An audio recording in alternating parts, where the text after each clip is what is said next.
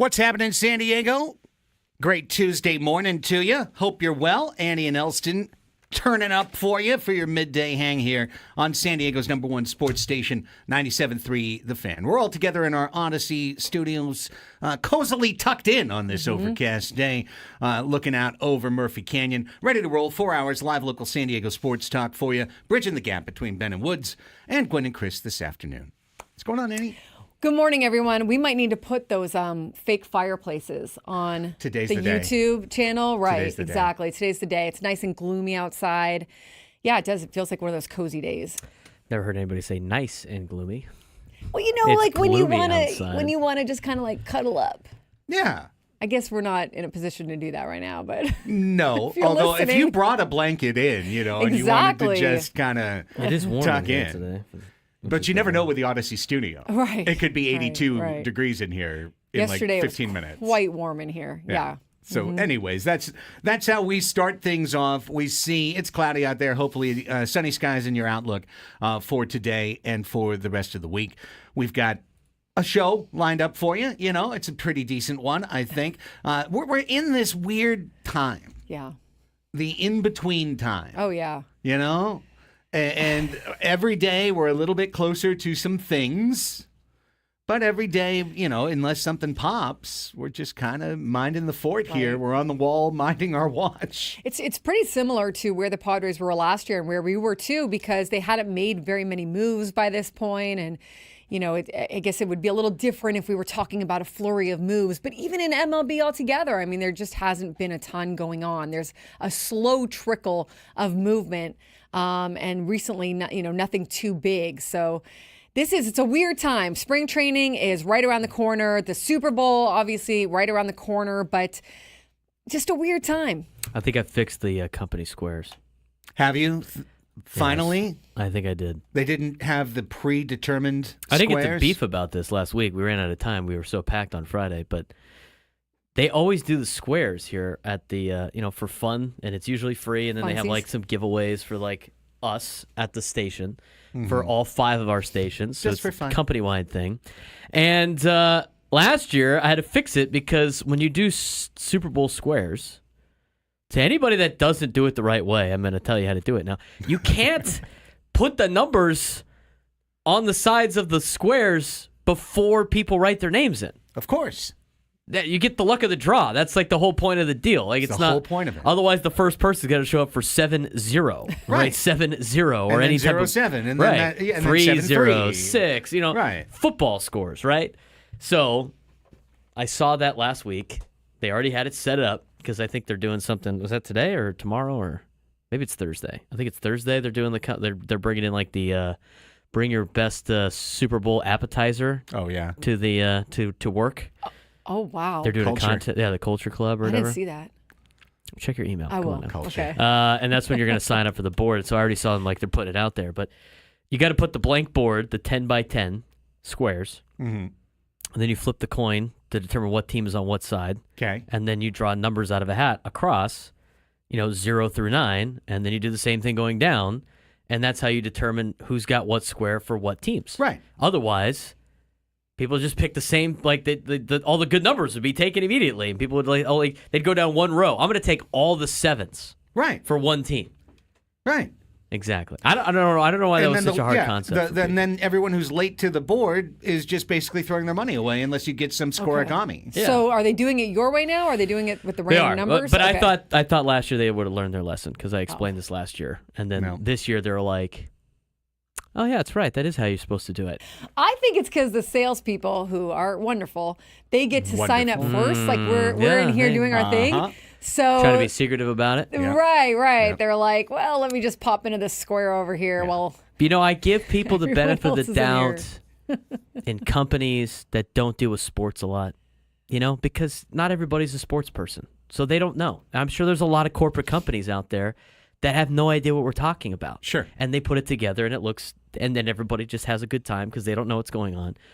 But when you have a sports station and you have San Diego's number one sports station, and you put up a squares board like that, that's embarrassing to all of us here. It stings a little. That's an embarrassment to your last name. Now, all of our last names. If they actually, it's kind of also an issue of who spaces it anyway. Because if you set it up in the kitchen area, yeah, okay, that's a quote unquote common space, but who spaces it anyway? The salespeople are literally right there. Oh, yeah. It's like 3 steps Oh, to the yeah. board. We are in here. Now, if they set up the board in here, then we would have that inside edge. We'd be looking at the board. We'd be able to commandeer the 7 row, as Braden said. Right. If But you do it wrong. That's Yeah. why you got to have you do the numbers at the end. do the numbers at the end. You do the numbers at the end. You do the numbers at the end. It's an embarrassment to the fan. It is. To Tyler, everybody involved Tyler here in the said, fan. is your last name Fan? It's embarrassment to your last name. I use that in coaching all the time. If you get blocked by a frontline defender on kickoff, it's an embarrassment to your last name. You should never have that happen. It's a great term. Kids get like, can get all upset. Braden out here sounded like De Niro from The Untouchables. Yeah. He's walking around the sales room with a bat. Embarrassment. Ready to take your knees out. Embarrassment. Come on, we got to be better Super than Bowl that. squares. Got to be It's better a than team that. Yeah. game. Could you imagine? Just He's gonna go on Yelp and be like, "Great place to work," except for the Super Bowl squares. They don't know ball. Come on, guys. We got to be Point better off. than that. We have a sports station. We should be better than that. Point off for squares. Get blocked by a frontline defender. Embarrassment to your last name. As the hour continues, we will get into, and it's one of these things. Like, on one level, you go, well, here's Craig. He's an NBA fan. He wants to talk about Luka Doncic. On the other side, it's literally like the biggest sports story in the world. It's an international story that continues to explode outwards. Today, Luka's been introduced in Los Angeles. So Big press conference. big press conference this morning. But the fact that a top 3 player could be blindside traded in the modern NBA has shook the league. Shook it down to the core. In fact, later this hour, we'll hear Anthony Edwards of Minnesota. Half joking, half not joking. Half very much not joking. Saying he is now scared. Because if it can happen to Luka, it can happen to you. Oh yeah, it can happen to anyone. Right? We'll talk a bit more about Super Bowl Media Day as well. I think in a more existential manner. Why are we doing this? Why? I was trying to find this. I was literally looking for it. I almost made myself late looking for it because I read it over the weekend and I don't remember where. But it was one of the Eagles talking about their last appearance in the Super Bowl and saying that they just felt they never got to practice. Because there's so much going on that you're sort of carted to. Yeah.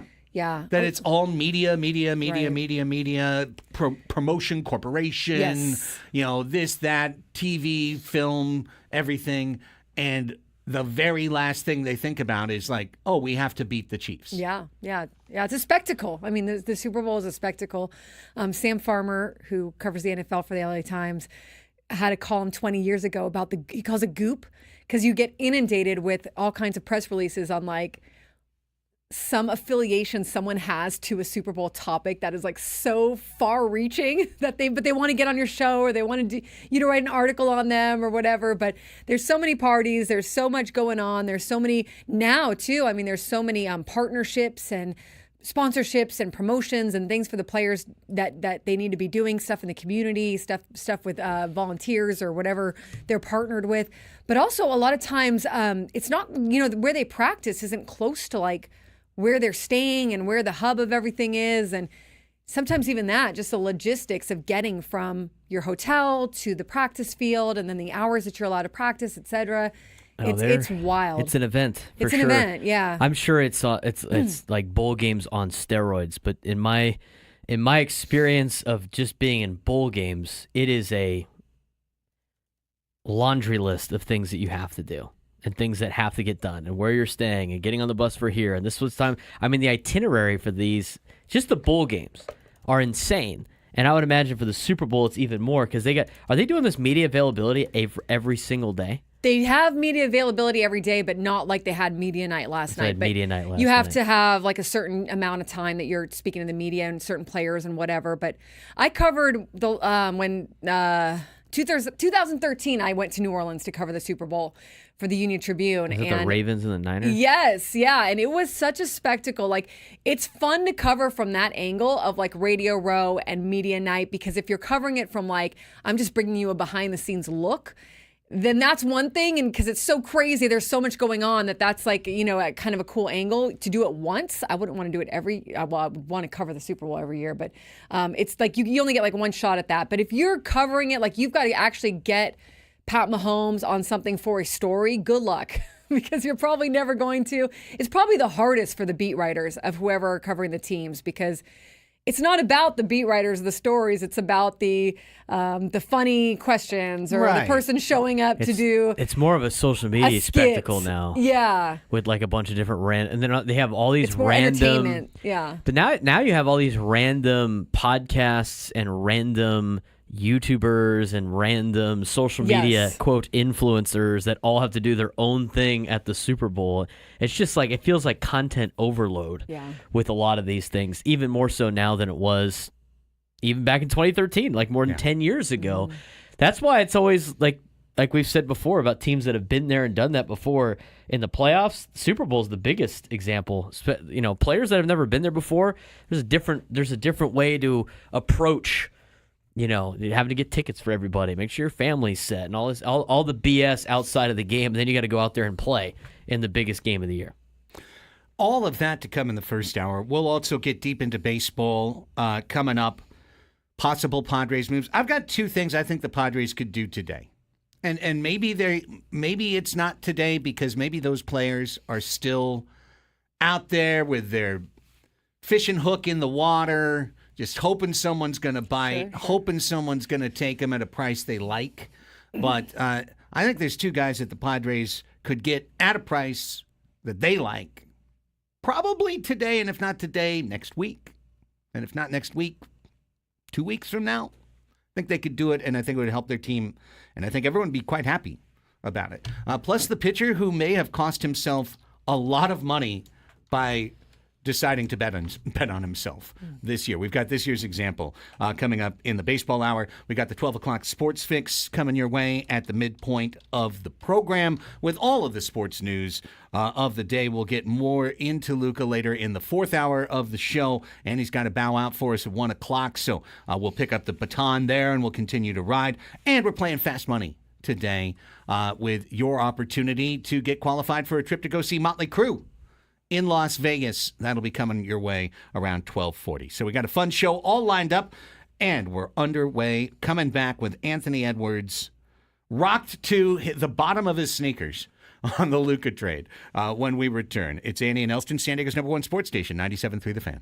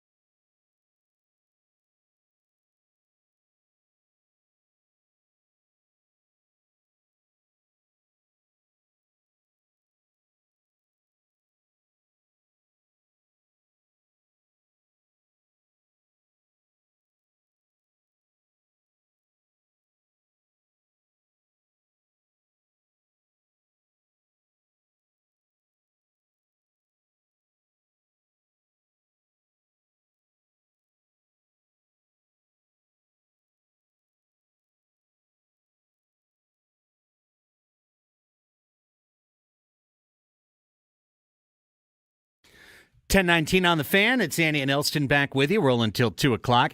And reminding you that the Slam Dunk in Vegas National Contest is your chance at the ultimate trip to Las Vegas. All you have to do is download the Odyssey app, log in, and listen to 97.3 The Fan for at least 1 hour, and you earn your daily entry into this national contest. The grand prize, travel and accommodations for a winner and 3 guests to Circa Resort and Casino, Las Vegas's premium sports viewing destination, where you can watch the biggest March Hoops party at Stadium Swim, plus $20,000 in cash. So get that Odyssey app if you don't have it.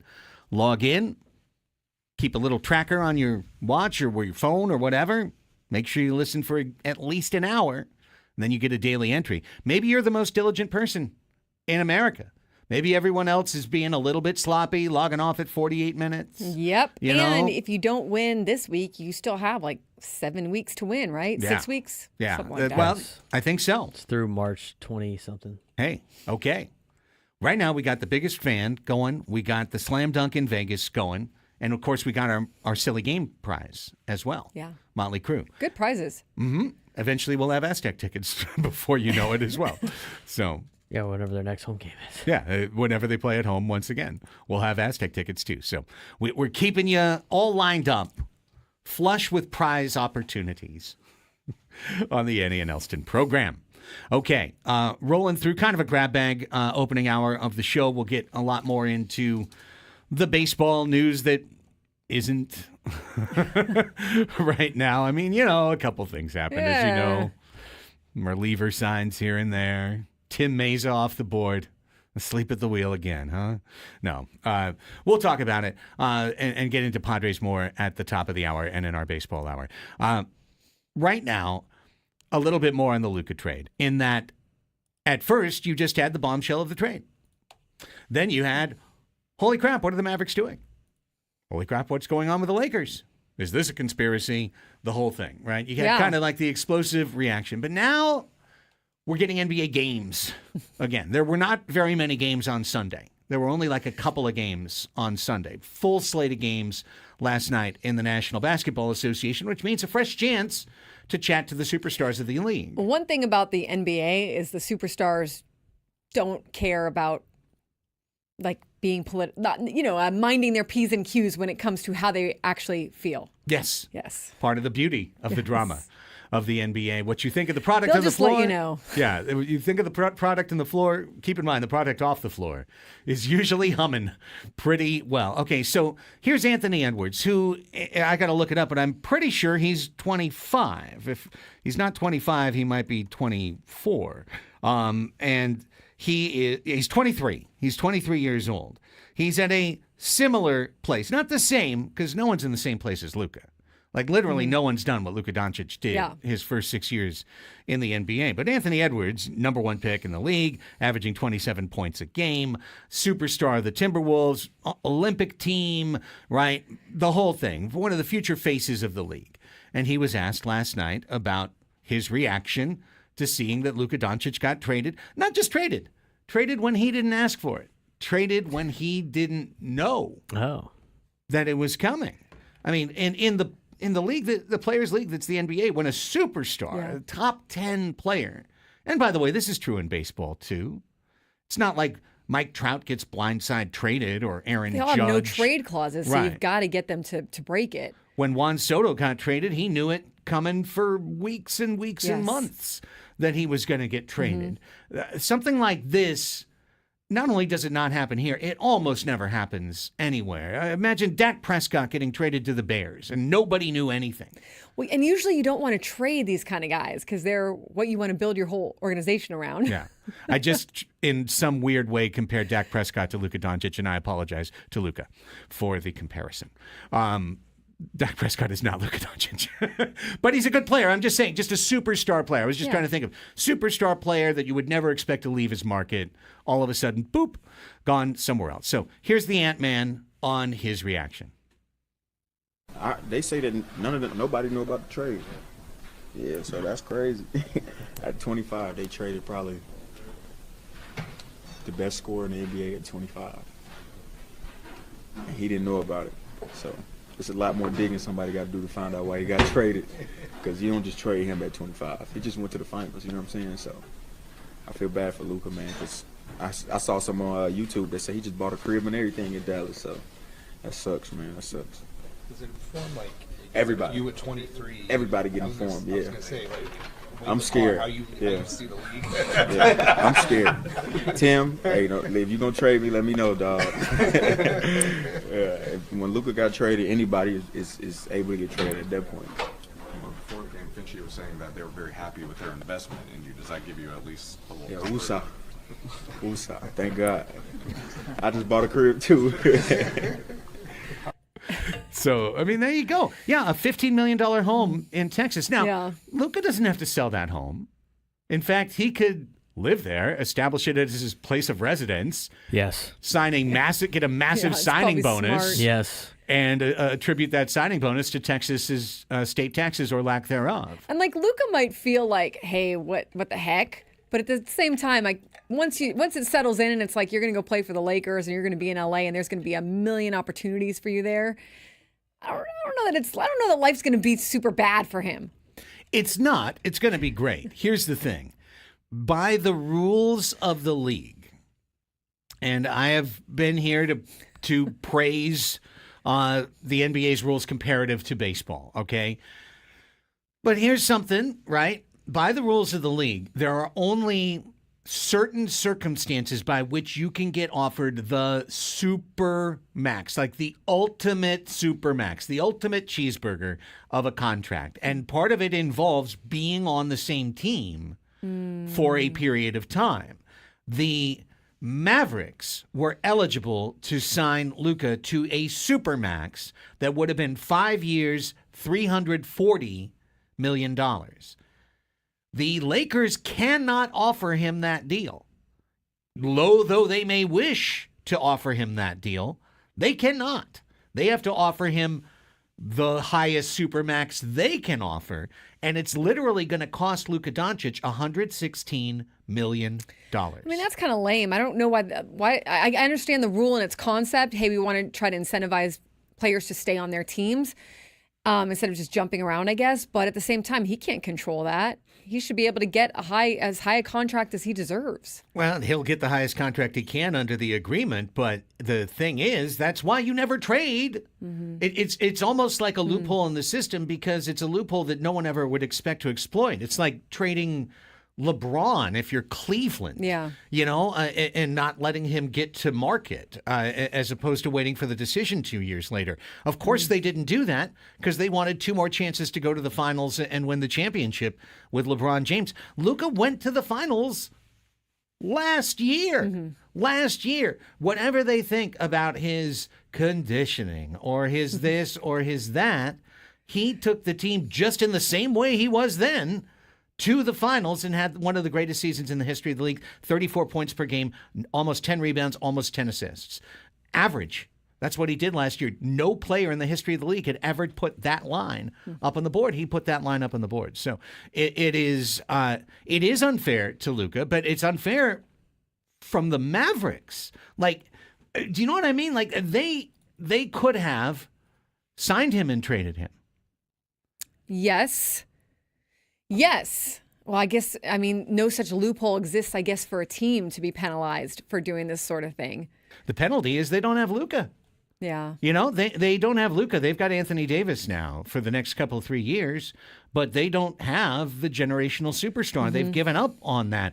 Now the Lakers can say, listen, we can now give you as much money, actually more money than anyone else in the league. No one can give you the $340 million. So we can give you the max, whatever it is, 230, whatever. We can give you that. And now let's introduce you to our friends at Mercedes-Benz of, of Beverly Hills, and let's introduce you to these moguls over here, and get your record label started for all the top Slovenian artists. There's other ways to bridge the gap when you're in California, when you're in L.A. As opposed to Dallas is a huge market too. But. Dallas must.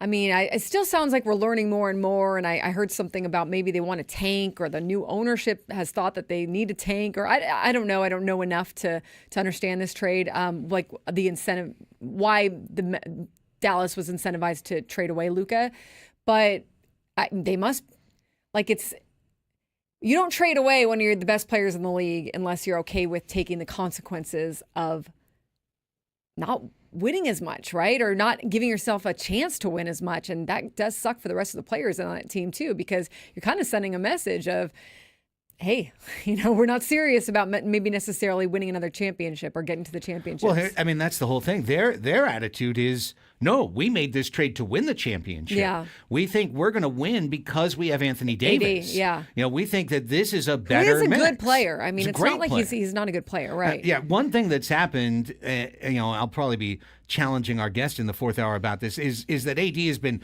pushed down into this hole Yeah. where he doesn't exist. He was first-team All-NBA last year. Right. Last year. He's having a great year this year. He's just older than Luka. Yeah, It's he's just- 6 years yeah. older than Luka, and he's had a lot of injuries in his past, but he's also been healthy the Yeah. last 2 years. So there is a world where Kyrie is great, the supporting cast is strong, they even make another move because they're under the salary cap now, and that the Mavericks ride Kyrie and AD, and they make a deep run into the playoffs. You almost have to now. I mean, if you at this point, it's really a failure unless you make a deep run into the playoffs and win it all. It's you have to now. It's you, a firing you don't offense, do that. honestly. You're right. I mean, you're going to just look silly. How long do they have AD for now? I can look it up, but it's at least 2 more years Okay. because he had signed a big extension with LA pretty recently. But here's the last piece of the puzzle as we'll go to 33 here is you don't trade Luka Doncic. Nico Harrison is the general manager of the Mavericks. He reached out exclusively to Rob Pelinka. It was a one GM to one GM negotiation. He didn't shop him to the league. That would normally be an on-the-spot firing offense. Like you turn in the trade to the league, ownership finds out about it, and you are fired. Because ownership has to be looped in when you trade Luka Doncic. Just like if you traded Anthony Davis or LeBron James or any superstar, right? Or if the Padres tried to trade Fernando, right? Like ownership has to be looped in on that. They can't find out after the fact that you made a move. And that's the part that I think is the most sticky for conspiracy theorists because it's new ownership in Dallas. Mark Cuban sold to the Adelman family, the Las Vegas casino magnate who is, by a lot of reports, in Texas with the goal of creating an environment for casinos to exist there. For big-time casinos like Las Vegas casinos to exist in the state of Texas. And that they have been pushing to create a Mavericks-centered, casino-themed megaplex. And that they've been rebuffed by the city of Austin so far, which is where they were trying to do, well, Austin is the state capital as well. So they've been, by state authorities. So would creating a stick scenario, they've been using the carrot, would creating a stick scenario of threatening a move to Vegas, even though the NBA would probably never approve that? Are they trying to create a stick scenario to sort of wedge Texas into accepting a casino?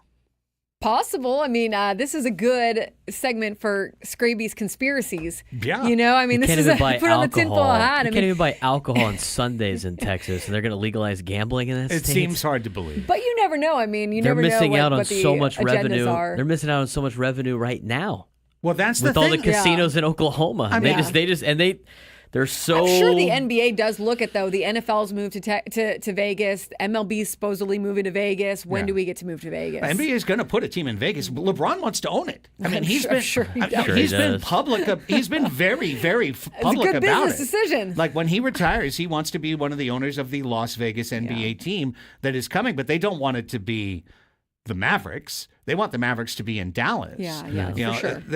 That's wild, though, what you said. But it does. The one part of that makes me think, though, Braden, is just the simple thing. Hey, guess what? Texas has a gigantic population, as much square footage as the most square footage of any state on earth. Oh, guess what they don't have?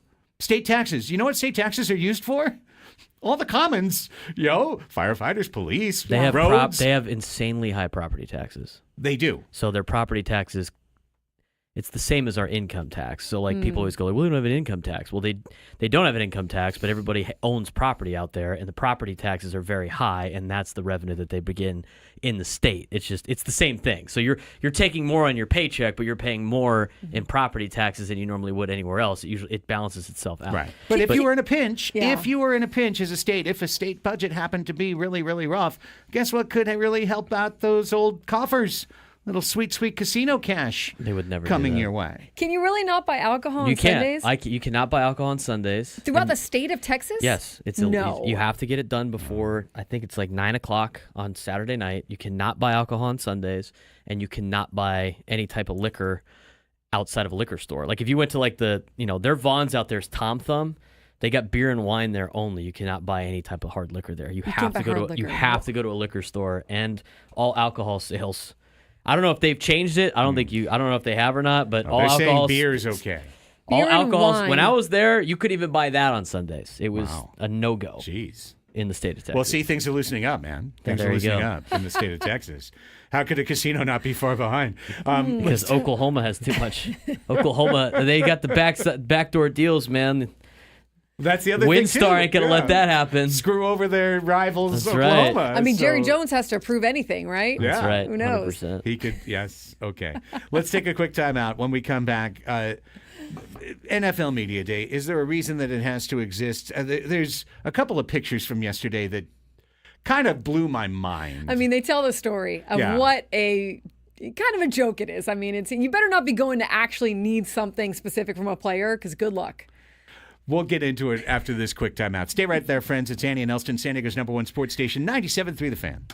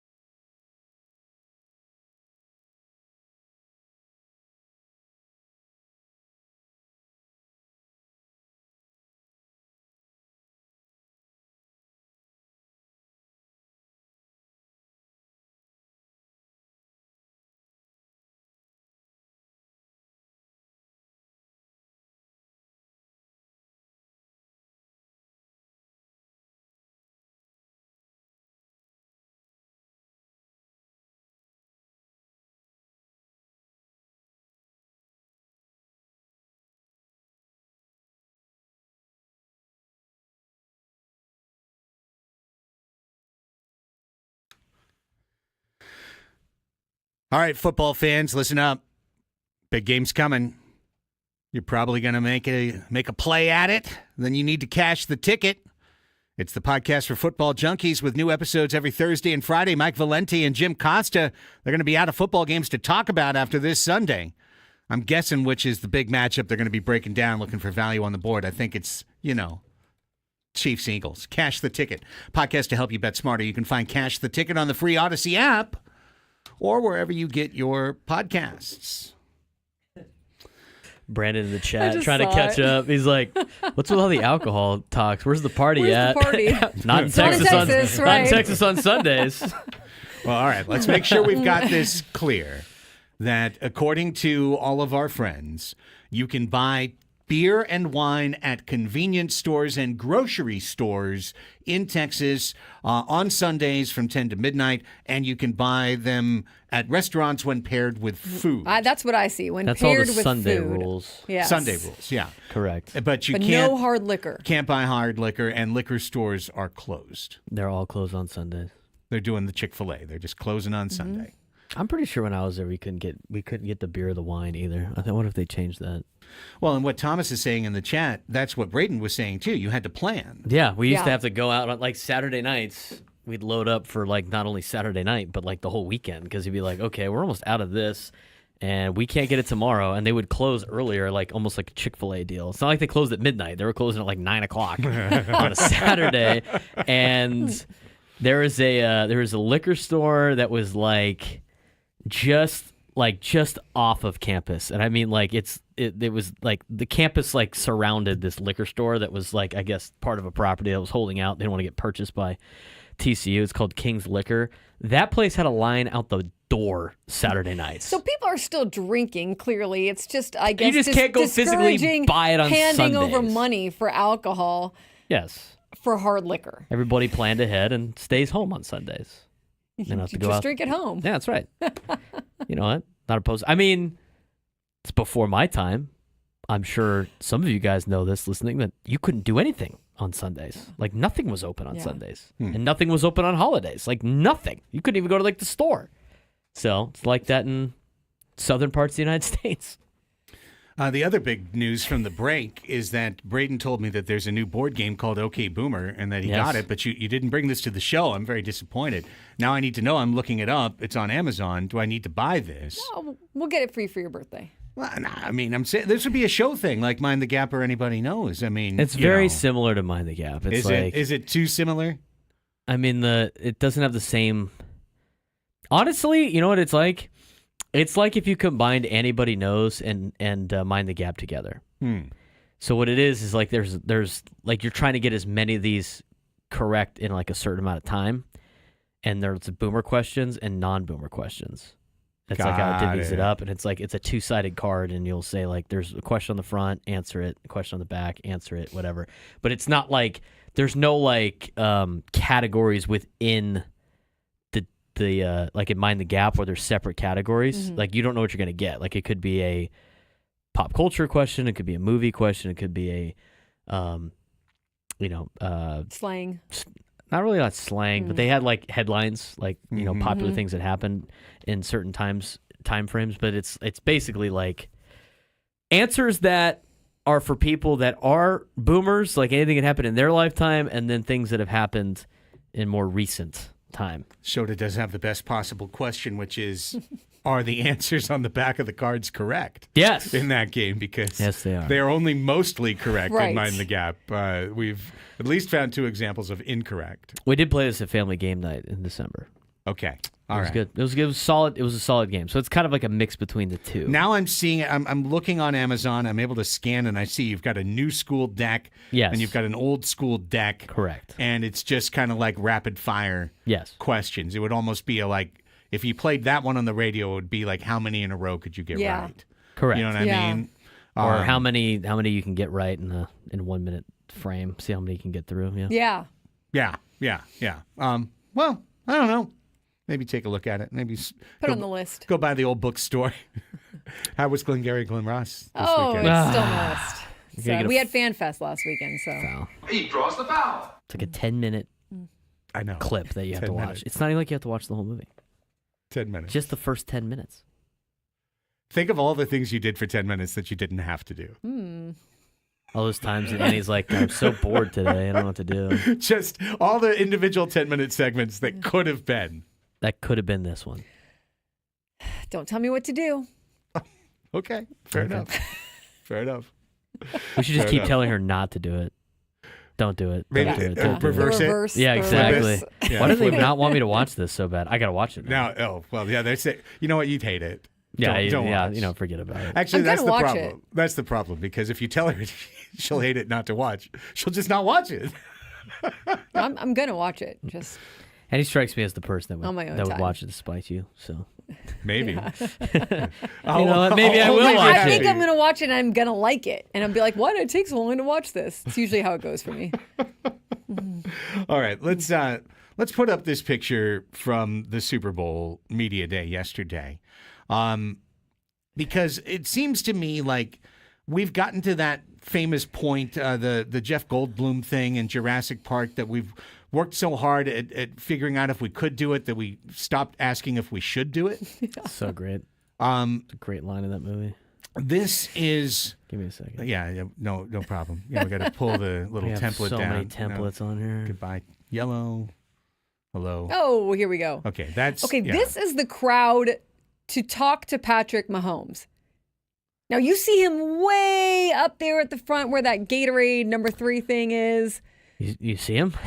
You're right. Do you even see him? And then you see hundreds of people. Oh, I would say hundreds. The mascot's easily hundreds. And the guy who tweeted it said you had to get there 7 hours in advance. I don't know if that's hyperbole or not, but I would say at least a few hours and stand by that table and get your spot. There's no way you're ever going to reach the front of that table. Yeah, and then Travis Kelce was a little less, but still a ridiculous amount.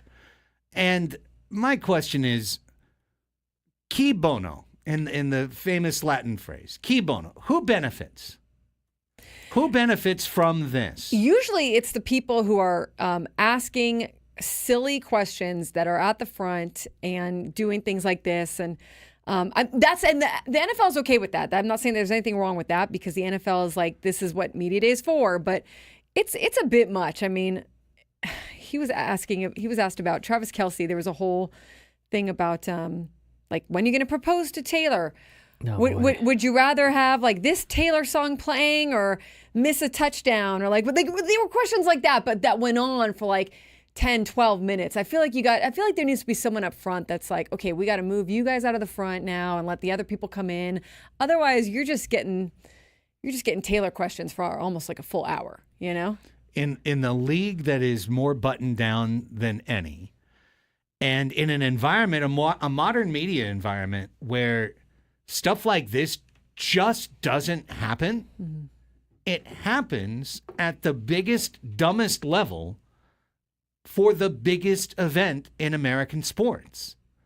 And that is baffling to me because 30 years ago, maybe 35 years ago, there was probably a need for Super Bowl Media Day.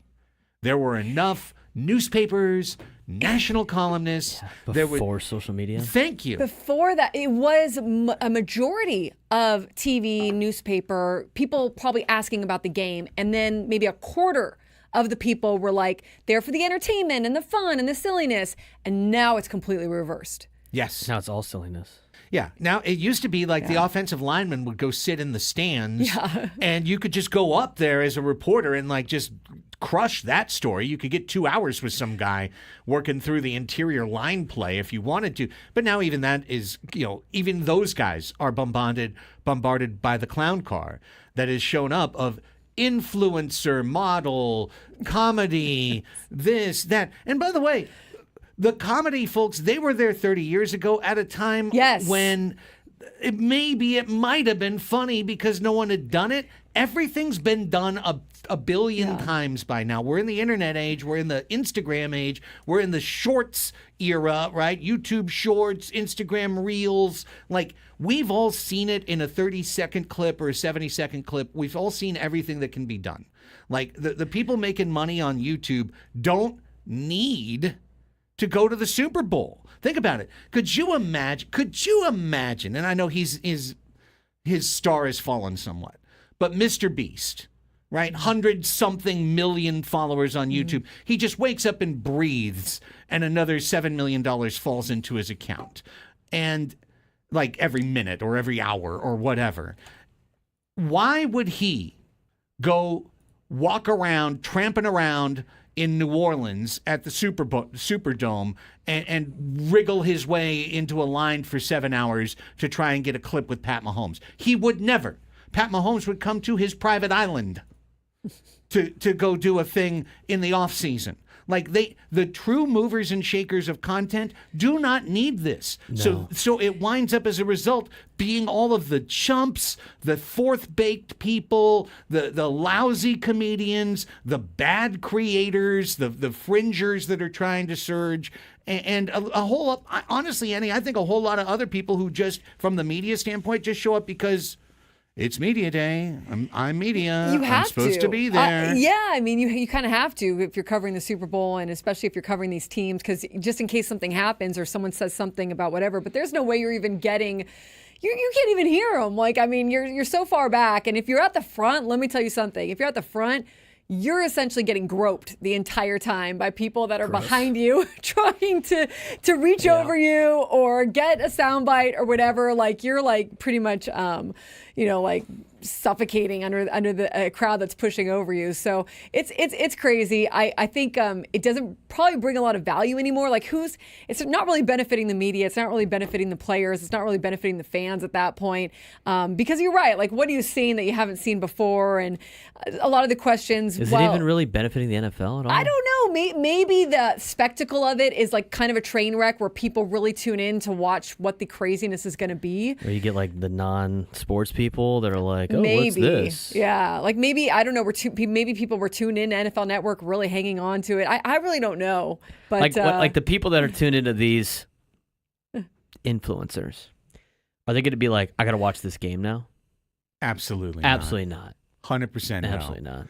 Honestly, and there listen, can be a place for that in the game. Like I totally get, like, there's kid reporters, there's entertainment. There's a place for that in this. Jameis Winston was which interviewing is people so yesterday. fair and like so like, they should have a chance at some point, but it's just the spectacle of it and the nature of it. It's not really media night. It's like entertainment night, I guess. Yeah, honestly, I think that there's a number of aspects of Super Bowl week that are built on pedestals of what made sense 35 years ago.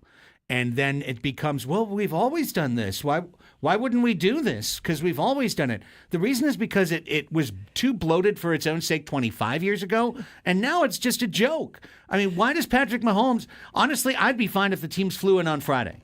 I would be 100% fine if the teams practiced for 5 days, flew in on Friday, and we skipped all of this nonsense.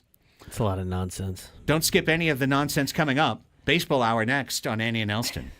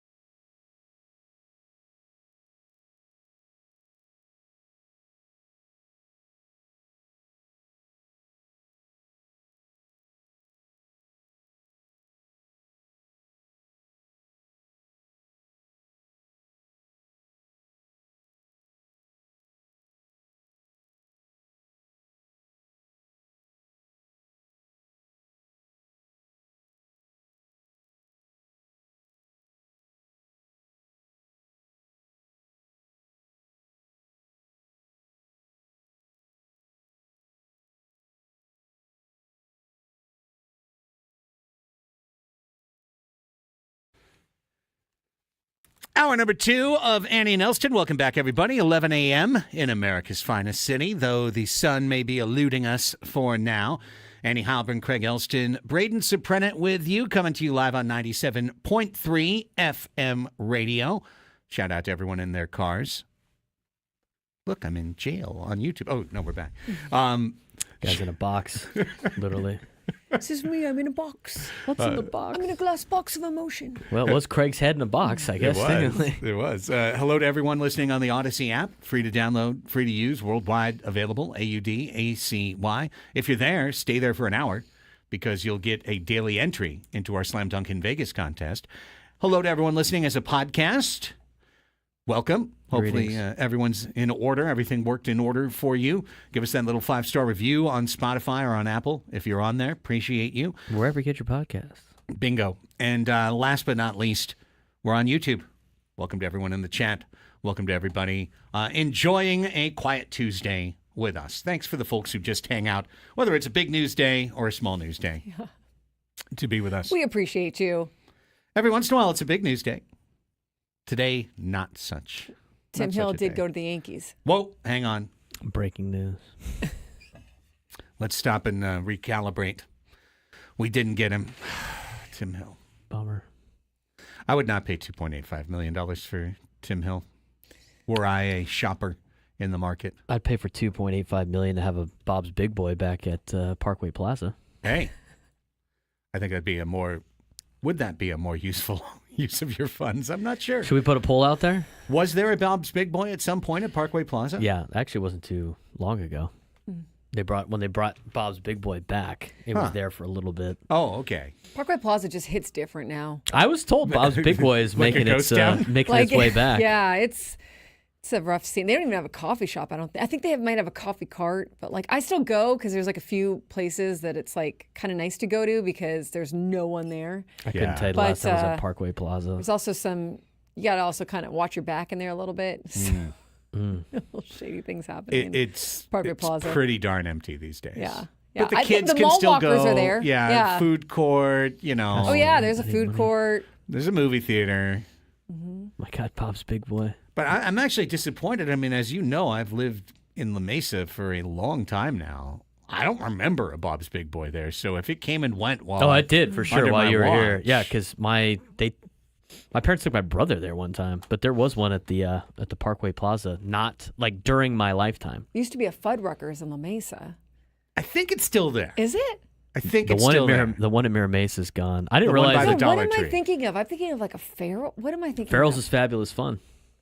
But that wasn't in La Mesa. That was. We had one of those in Mira Mesa too. That one's also gone. Man, when I was a kid, Pig trough. that was a little Yes. And they Brought brought it it out with out. the red lights, like all the Ringing the bell and stuff like that. Yeah. And you're It's like, like I a just fire want- crew As a showed up. kid, you think you could take it down, all the ice cream and stuff. My goodness. I don't know if there's any Farrells left. There used to be one at the fair, but Adam Paul said that one was gone. That was short-lived. I don't see any Fuddruckers around anymore either. I didn't realize that was a San Antonio company. Do they still have? They got rid of the one in Grossmont Center, didn't they? That's what I'm looking Yeah, up. I think they did. Is it not there anymore? No, I don't think it is. They just got rid of the Chuck E. Cheese there too. That was like You're right. Updated December 2024. icon. Closed. it lasted for a long time. I went to many a meal at that Fuddruckers. How about this? When Not anymore. I was working for TCU's football team in August and we did camp, like campus wasn't open, so like they had to feed us every day, which is actually better than the campus food. But they'd have like different restaurants sometimes cater once a week, and one of it was Fuddruckers. And I remember like waiting in like Fuddruckers, so we got like burgers and stuff like that. And they're like, no. I'm like, what are you talking about? I was like, this is not what Fuddruckers is for, burgers. They had chicken fried steak What? and chicken fried chicken. Whoa. From Fuddruckers with like mashed potatoes. I'm like, what is this? They're like, it's Fuddruckers. And I'm like, what? Apparently the one in Texas, which is where they started, have like chicken fried steak and Southern food. I was like, that's insane. Have you ever been to like this is where in Arizona you can go for spring training to like a Cracker Barrel? Yes. Yeah. I've never been to a Cracker Barrel, It's but good. my It's good. sister, It's worth an experience. It's worth It's fine. my going. sister has gone a couple of times in Nashville. Isn't it like a giant gift shop? Yes. Mm-hmm. There's a giant gift shop There's like that's filled knickknacks with everywhere. nothing but curios and tchotchkes as far as the eye can see. Nothing that you'd ever need more than like the 10 minutes. Probably like a rocking chair you can buy. Right, like right, or some wooden thing. All I know is in the South on Sundays, that place has a line out the door. Braden, you are not lying, man. You are not lying. You go to Tennessee on a Sunday, you see Cracker Barrel. That place is going to eat up the parking lot. One of my last pre-pandemic trips with the Sockers, we were in Florida, and there was a Cracker Barrel down the street from our hotel, and everyone got the bright idea, like, hey, it's Sunday, let's go to Cracker Barrel, great breakfast there. Yeah. And, like, not only was it a line out the door, it was a line out the door, and like everyone dressed in almost like 19th century gear, like people just in Florida, just coming out of the woodwork, just the most random ass caricatures that you'd think would be like, oh well, don't mess with them, they're in character. It was like Now I want to go everyone. on a Sunday to see this. I want to people watch this. It's insane. Okay, so I my just turned around friend laughing. My friend lives over by Lakeside. I think it's Lakeside that they put in a Dutch Brothers, I guess. Oh, a Dutch Brothers coffee. And they got one of those in Oceanside, and she said too. that the line to get, like, it line's is like ridiculous. 30, 45 minutes, just circles around, down you the had it before? street. I went one time in Arizona, and the line was so long that I ended up getting out of the line and leaving. I don't know what is so special about Dutch Brothers coffee. It's just sugar. It's just a lot of sugar. Yeah. The Dutch I Bros couldn't everywhere. wait in a line for 45 minutes for I it. think isn't it originally from Arizona? No, maybe it's not. But I just know, like, I don't know. my buddies in Arizona are like, oh, Dutch Bros is great. And then I went to one in Tennessee because Tennessee's got every national chain. They got In-N-Out now, too, in Nashville. Good for them. But anyway, I went to Dutch Bros and I was like, I gotta try this place, and it is Jocelyn says sugar it's good. water. I mean, it is just strictly sugar. I mean, it's really good, but it's like they do like Red Bull slushies and stuff too. I mean, it is caffeine and sugar overload. So it's not like the coffee that's good. It's like not the coffee. The flavorings. No, it's the flavorings Got it. and it's very sweet. I like it, I Jocelyn. only drink black coffee. So. I can't- Yeah, you're I not gonna just- like Dutch Bros. The then. lines are just insane. Like, If you want, Dutch Bros is like a weekend coffee. But the one I went to is the one in Oceanside, and that one's got a line around the building. I didn't as realize there well. was one in Oceanside. That was Gotcha. the first one, and then they just opened one up out in East County. I think they're opening up more. The Dutch Bros. I'd love to have a Waffle House in San Diego. TRM asked the question, is Cracker Barrel the one with the massive chocolate cake? Nope, that's Claim Jumper, also closed. R.I.P. at Yes. Claim Grossmont Center. Jumper. Also They closed the one in closed. Carmel Also Mountain too, and not only did they close the one in Carmel Mountain, they tore down the Sad. building. That was just open parking lot. Now, I think, though, we could all agree with My par- Jocelyn. Is that building still standing at Grossmont Center? It is. It's still standing. did it, It's just Nate? there. That's where my parents It's met. just there. Yeah. Back when it Really? was Bobby McGee's. Nate says there's a Dutch Brothers in El Cajon too. I didn't know that, Nate. My bad. Anybody know Okay. about Bobby McGee's? What you know about Bobby McGee's? Sounds like an old song. Me and Bobby There McGee. is me and Bobby McGee. Bobby Yeah. McGee's Alright. is like this restaurant where like the Isn't wait that wait Joan staff and something or the other? Joan waitress Joplin? Yeah, Janice. Janice Joplin. Yeah. you'd like dress up like the waiters and stuff would all dress up as characters. Oh, Dutch Bros, not Dutch Sorry, Brothers. Lance, it's apparently. Dutch Bros. Okay. Whatever, dude. It's still sugar Okay. coffee. It's the All same right. deal. Okay. Yeah, the only thing I know for sure is still working at Grossmont Center is Barnes & Noble and the Verizon store. 'Cause those are two places. I bet you a I've Waffle been- House would shred at Parkland It Plaza. would, but we would all agree, I think, with Jocelyn in the end, in what's turned into not a baseball segment, that if you could restore one of these places, if you could just restore one place that's gone and left us, I think Soup Plantation is the place we want back. I used to go there I all miss the Soup time. Plantation. Yeah, you have experience working there. I do. It's my first ever job. Was as first the soup guy and then the muffin man. The at Muffin Soup Man. The Muffin Plantation. Man. I was the muffin. You know the man. Muffin Man? Yeah, the one that's a Do Drury you know Lane. the Muffin Man? I was the Muffin Man. Did you live on Drury Lane? Yeah, and Brandon Drury Lane? Oh, Coming bring to back San Brandon Dury. I do miss Soup Plantation. Soup Plantation was the St. Michael's half day place to be. yes, The one over in I guess that's not Rancho Bernardo. I used to go to that Soup Plantation all the time on half days. Again, Catholic school. The Red Lobster is also gone by Grossmont Yeah, Center. that one's gone. That one's gone too. I'm pretty sure I put the East County the La Mesa Soup Plantation out of business by taking advantage of the one loophole there. At all places, and I'm sure if they ever did come back, Would you they take would. the salad bowl and fill it up with to-go. ice cream? No, the to-go bag was the insane value at Soup Plantation. Things you only know if you work there.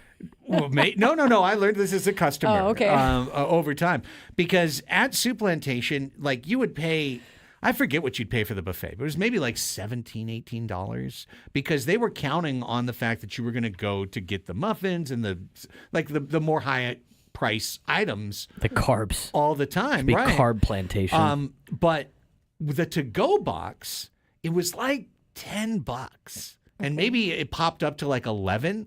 But you got a big old tray for your salad, big enough that you could make a salad legit that the family could eat on twice, or if you was yourself, you could eat on it three different times easily. Yeah. Then you got these two big containers that you could fill with pasta or soup, right? So, you could go get two big things of soup, enough that you'd have a soup meal, two different soup meal worth size things of soup, or you could get one and fill it with spaghetti or mac and cheese, wow. or You're really whatever. gaming the system Yeah, then, whatever yeah. was out at the pasta bar, and then they gave you a bag that, and it was not a huge bag, but a paper bag that you could stuff full of the muffin bar, and I mean, you could really jam that thing full.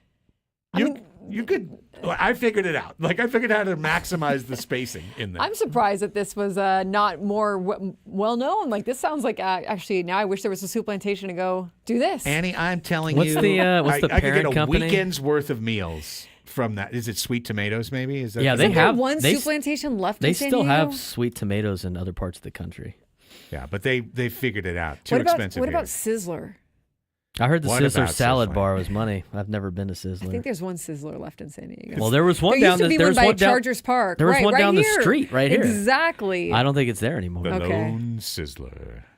The Sizzler. lone, lonely Sizzler. Oh. No, I miss Soup Plantation. I'd I love do. to have a Waffle House. Every and a time family Whataburger. came over, we'd always go to Soup Plantation. Always. I mean, just pretty much every time. When my mom and dad came down, Yeah. The we'd go to Soup concept of a Plantation. public buffet is disgusting. when Well, you think now, about it. but back in It the just, day, even then, it's just like. having worked at it, can confirm. See, I saw a kid one time take the spoon that had the Jello, eat off the spoon, the serving spoon, Ew. put it back in the Jello. Brayden. I mean, if you went into that place not thinking that was happening, Yeah. You No, had sorry it to was tell a ya. pre-COVID place and probably a pre. Yeah. It was probably like a pre a lot of things place. But there's still buffets in Vegas and stuff, right? I mean, people Of still course buffet. there Yes. are. Everywhere. It's the best part about going to Yeah. Vegas. But those are remember when those used to be fancy. those used to be $20 and now it's like $79.99 for That used to be like the loss leader of going to know. Vegas. It was like the hotels were cheap and the food was cheap, Yeah. and the gambling obviously you would was do not. that at 2 a.m. You'd be like, let's go hit the You didn't know what Right. time. It, $19.99. no natural sunlight. It's like a grocery store. You have no idea what time it is in there. Well, that's the whole point. And extra oxygen pumped into That's the air. right. So you always feel a little, hey, you know what? I feel good. great. Got my second wind. Let's keep rolling. Did you pick your place that you'd want back? Is it Soup Plantation? Yeah, that's mine for sure. A place that I would want back? I want places that we've never had. Waffle House, Whataburger. I get it. Those would kill in Santee, I tell you. Oh my God, a They would Waffle make so House much money. right at the Maple View off ramp would Oh just my God, it'd be great. would just take out I think there's a Jack in the Box or something that's there right now. Put a Waffle House there. That place would never be empty. It would actually, that would be a really bad thing for traffic. So That's why I like let's not going to do the that. South. They got a lot of. I want a Buc-ee's. Lance says, oh Buc-ee's my is God, we need great. baseball to start. Lance, you're not Sorry, kidding, Lance. brother. You're not kidding. We know. We've covered every baseball move the Padres have made in this segment. that they've made TRM1. today. Buc-ee's. I'd love to see a Buc-ee's here. Buc-ee's is great. I love Buc-ee's. Hey, when we come back, let's talk some baseball. Oh, Wawa's. I heard Wawa slaps. Yeah. I've heard Wawa slaps too. I've been to it Gosh dang it, once, I need and it was money. just I Fallon, was I like, need money okay, again. whatever. Here's a sandwich, But Bam. I guess if you know, you know. It's one of AJ those Casavell, things. when I was in Philly, brought me a pretzel from Wawa's. I heard it's delicious. It was great. Yeah. Yeah, I mean, it was a great place. pretzel. I don't know. I can't speak for anything else, but the pretzel was good. Pretzel slaps. That's all that matters. Beaver nuggets. Yes. Nate Taylor. Baller. Zaxby's. Solid. That's why I like going to the South. They got a lot of places you would never think about going, like a Biscuitville. And... Oh, you know what's money? Actually, I changed my vote. What? Cookout. What's cookout? I'll tell you at the next break. Okay, time out. Plus, Sports after the break. Sports. Two moves the Padres, I think, could make right now. I went to a sporting event after I went to Cookout. Does that count? Sure. Rope it in. We'll find out after this on the Fan.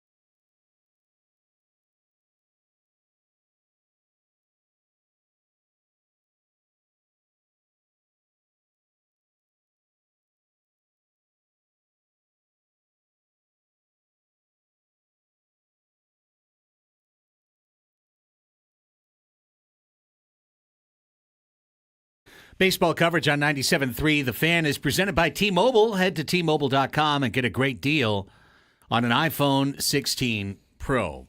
Momentarily, 2 players the Padres could sign right now that would make this team's outlook, I think, a lot brighter. But first, what's the cookout? Cookout. I mean, I've yeah, never even what's heard a of cookout? Cookout. Is great. It's a fast food place. It's in mostly in the South or mostly in college towns. I did not have one of these in Texas, but my sister had one in High Point, North Carolina, and my brother had one in Knoxville, Tennessee.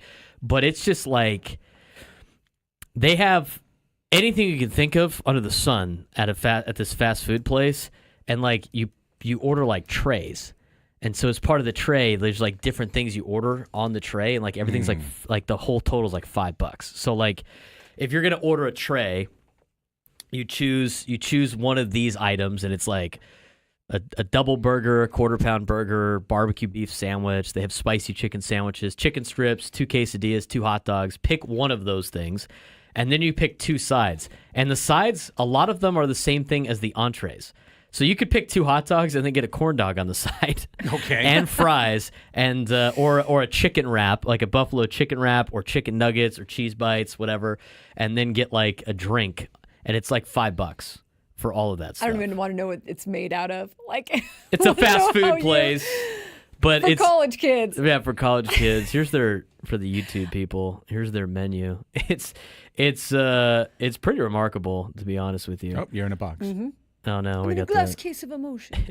You could barely see it, but it's like you Okay. pick one of Oh, these items, yeah. and then, or you pick one of these items, then you pick 2 of these items, and Or then you get a a fancy drink. milkshake. Yeah, or you can just get a bunch of other stuff that they have. Floats, they have cheesecake, they have hot dogs, they have corn dogs, they have chicken nuggets, they have Cajun fries, quesadillas. Dang. I would imagine the quesadilla probably doesn't hit very hard, but you know, No.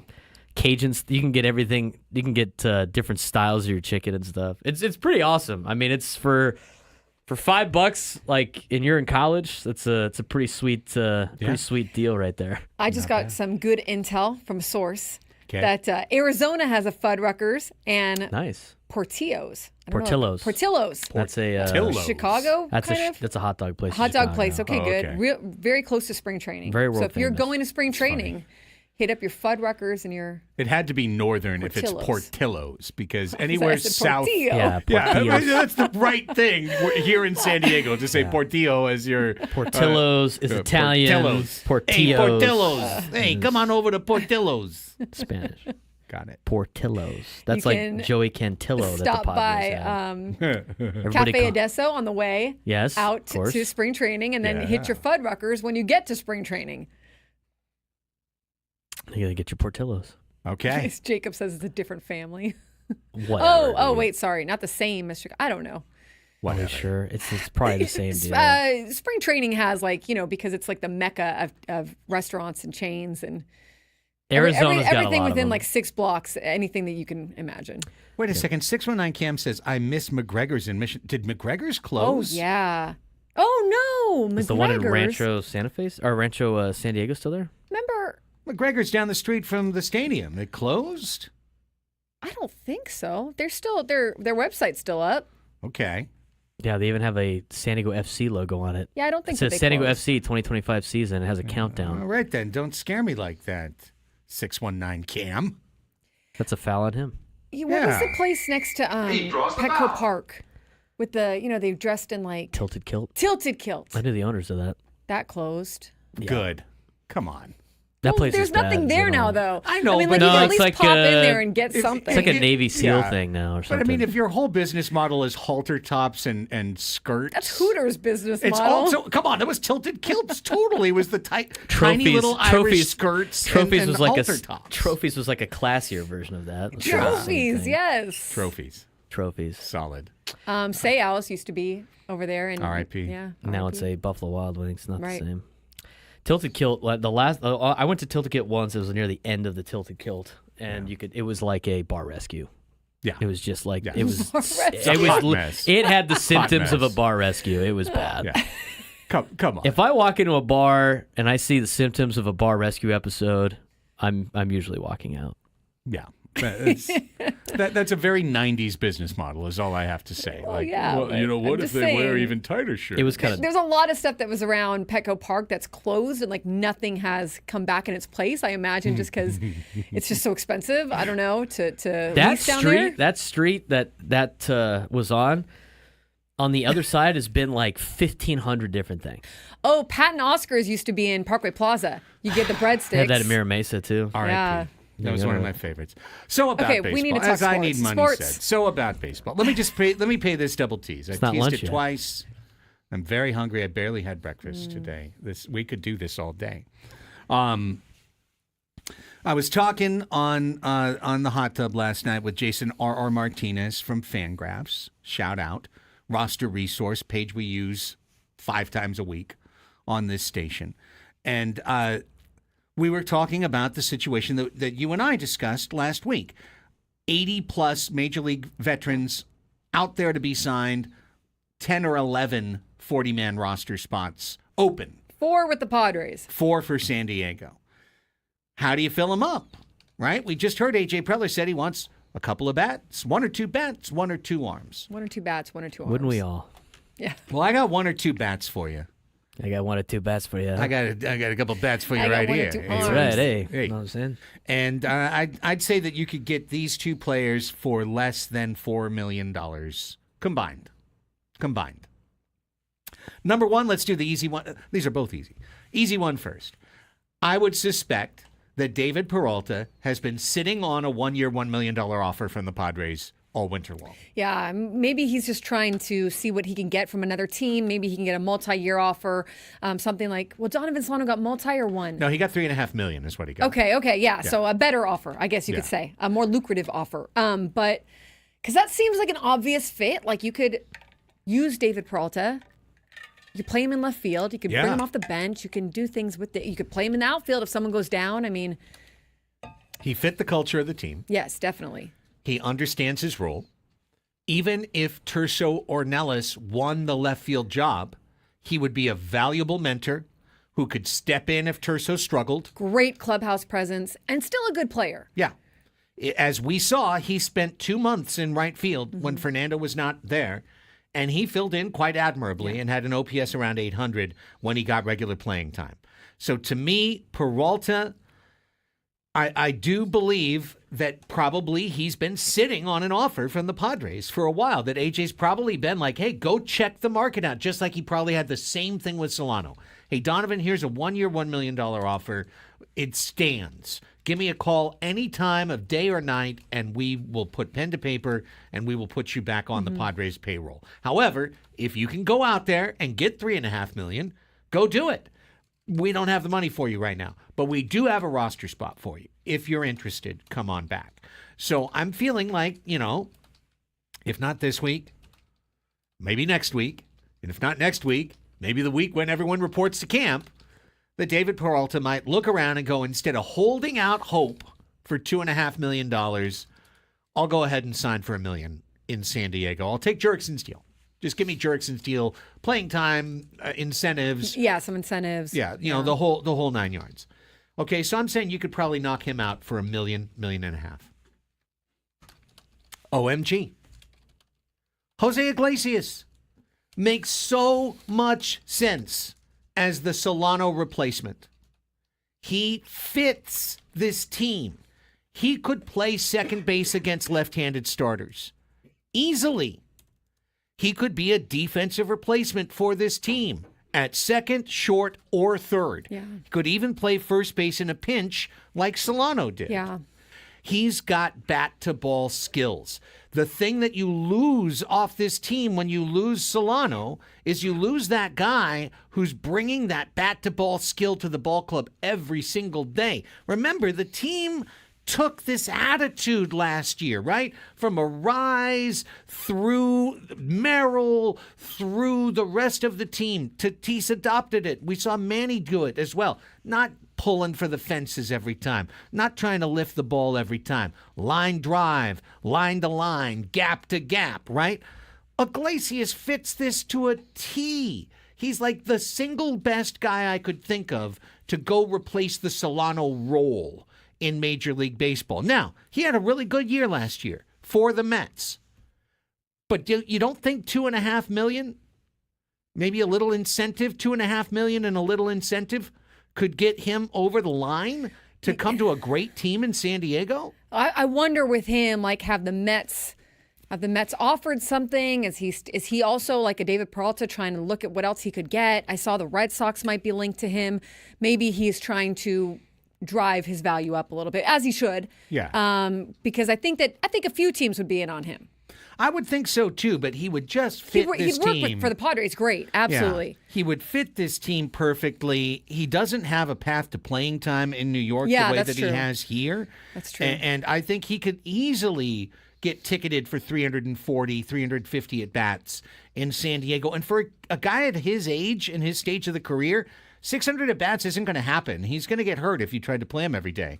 But if you play him that amount, he's fresh and he's available. He even did well in the postseason. Yeah. Like he is a perfect fit. And for a team that's a little cash strapped, a team that's seeking alternate forms of revenue, right? Alternate revenue streams. He could bring in some money with his CDs. What better way than a player who pays for himself with the OMG concert? We just have the OMG concert out at Gallagher Square. Bang! He's bringing in revenue. He's delivering hits on the field, and he's singing hits off the field.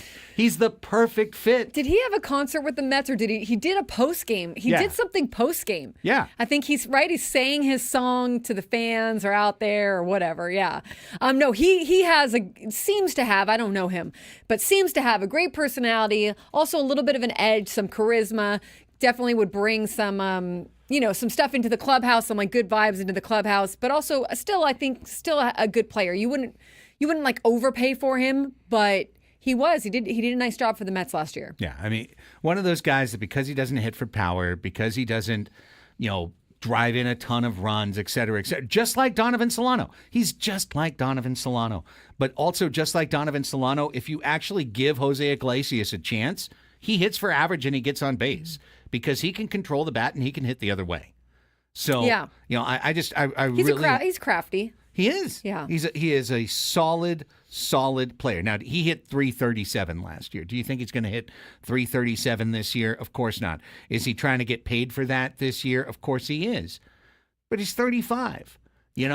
I feel like if you were going to spend a little bit, just a little bit, getting Peralta at a low price and spending just a little bit on Iglesias to be your super utility man, essentially to take the Ha-Sung Kim role that has been abandoned. Yeah, 382 BABIP, but didn't walk much or make hard contact. So you know what you're getting with him. But that is, look, what the Padres need, what they're looking for. They've got guys who can make harder contact or send the ball out of the ballpark.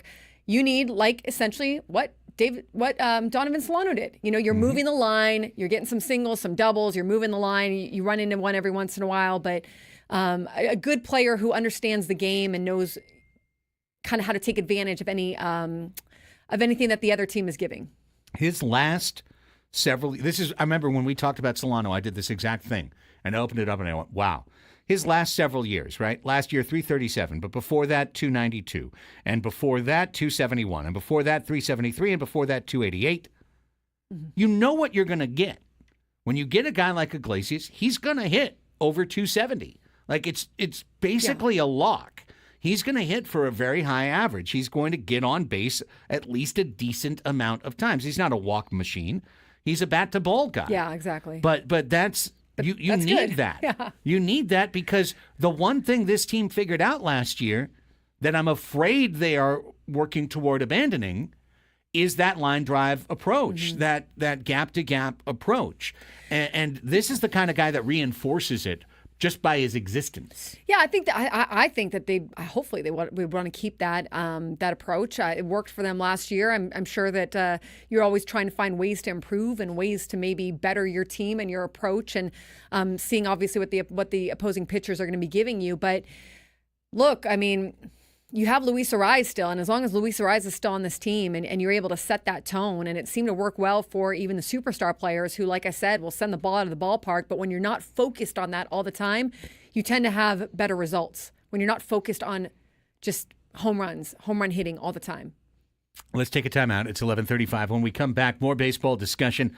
The best pitcher remaining, and he's having a hard time finding a market because of a really, really bad decision he made about 2 months ago. We're going to give you the curious case of Nick Pivetta when we come back. Annie and Elsten, San Diego's #1 sports station, 97.3 The Fan.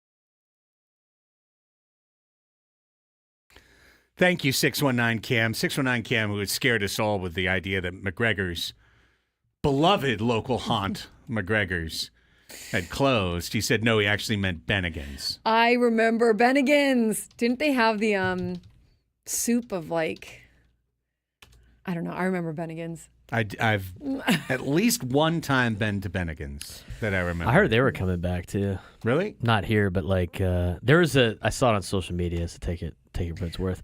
But I saw like old chains that are like making a comeback. One of them was Bennigan's, and the other one was Bob's Big Boy. I'm afraid like you have to have a certain amount of flair to be a waiter at Bennigan's. That's, didn't they have the flair? I feel like they might have had flair. I don't know. Did they? I'm trying to remember, but I only Maybe. went like one time. I remember the baseball writer Joe Sheehan was in town, and we went to lunch, and we went to Bennigan's, and it was the one and only time I went to Bennigan's. As of 2025, Bennigan's operates 21 brick-and-mortar locations across the U.S. with plans for over 100 units in development. Oh boy, Here they come. oh boy. Don't call it a comeback. I'm glad McGregor's is still Yeah, at least in existence. If I I'm wanna- McGregor's, I'm upset at that guy right now. I want to order lunch there now, just out of support. Yeah. Sorry. What you know about McGregor's. Bullies East? Oh man, I only been to Bullies East once as well, So but it was good. pretty good. I like Bullies A East. lot of people like bullies. Bullies is Yeah. money. Yeah. Dude. That's where the back in the day, before my time coaching, that's like where all the coaches would go on Friday night. Yeah, to yeah, watch yeah. the PPR and stuff. I Right. don't even know if the PPR was really on at that point, but that's where they would all meet up. They'd all go to Bullies East because they used to have the one up by the track, which is not around anymore. Right. But the one in, over here in Mission Valley, I think is the only one left. Bullies East. It's great. They got a great prime rib stuff. So the East is really just kind of a needless moniker now. Well, it It's doesn't. just Bullies. But even period. then, like it's not even. Legendary. If you think about like where the Bullies location was up by the track and where Bullies East is, I don't even know if it's really east of where the Bullies was by the track. It's not Yeah. even that much further east. Dang. It's more like Bullies South. Yeah, But you like Bullies is have cool. to get prime rib at Bullies, right? Like Yeah, pretty or much. you get like the prime rib. Like they have a prime rib melt that's pretty good. Thinly sliced prime rib on some sourdough with some cheese. If you want to save some money, not just buy prime rib. A reminder It's a to good spot, listen though. to Inside San Diego Baseball with Sam Levitt. That's every Wednesday, 7 to 9 p.m. right here on 97.3 The Fan until baseball season and on our YouTube page. Sam talking all things Padres baseball, keeping you up to date on the latest hot stove rumors. This has been Inside San Diego Food with Yes. Braden, Craig, and Annie. Yeah, it's very true. All right, here's a little more baseball for you, however.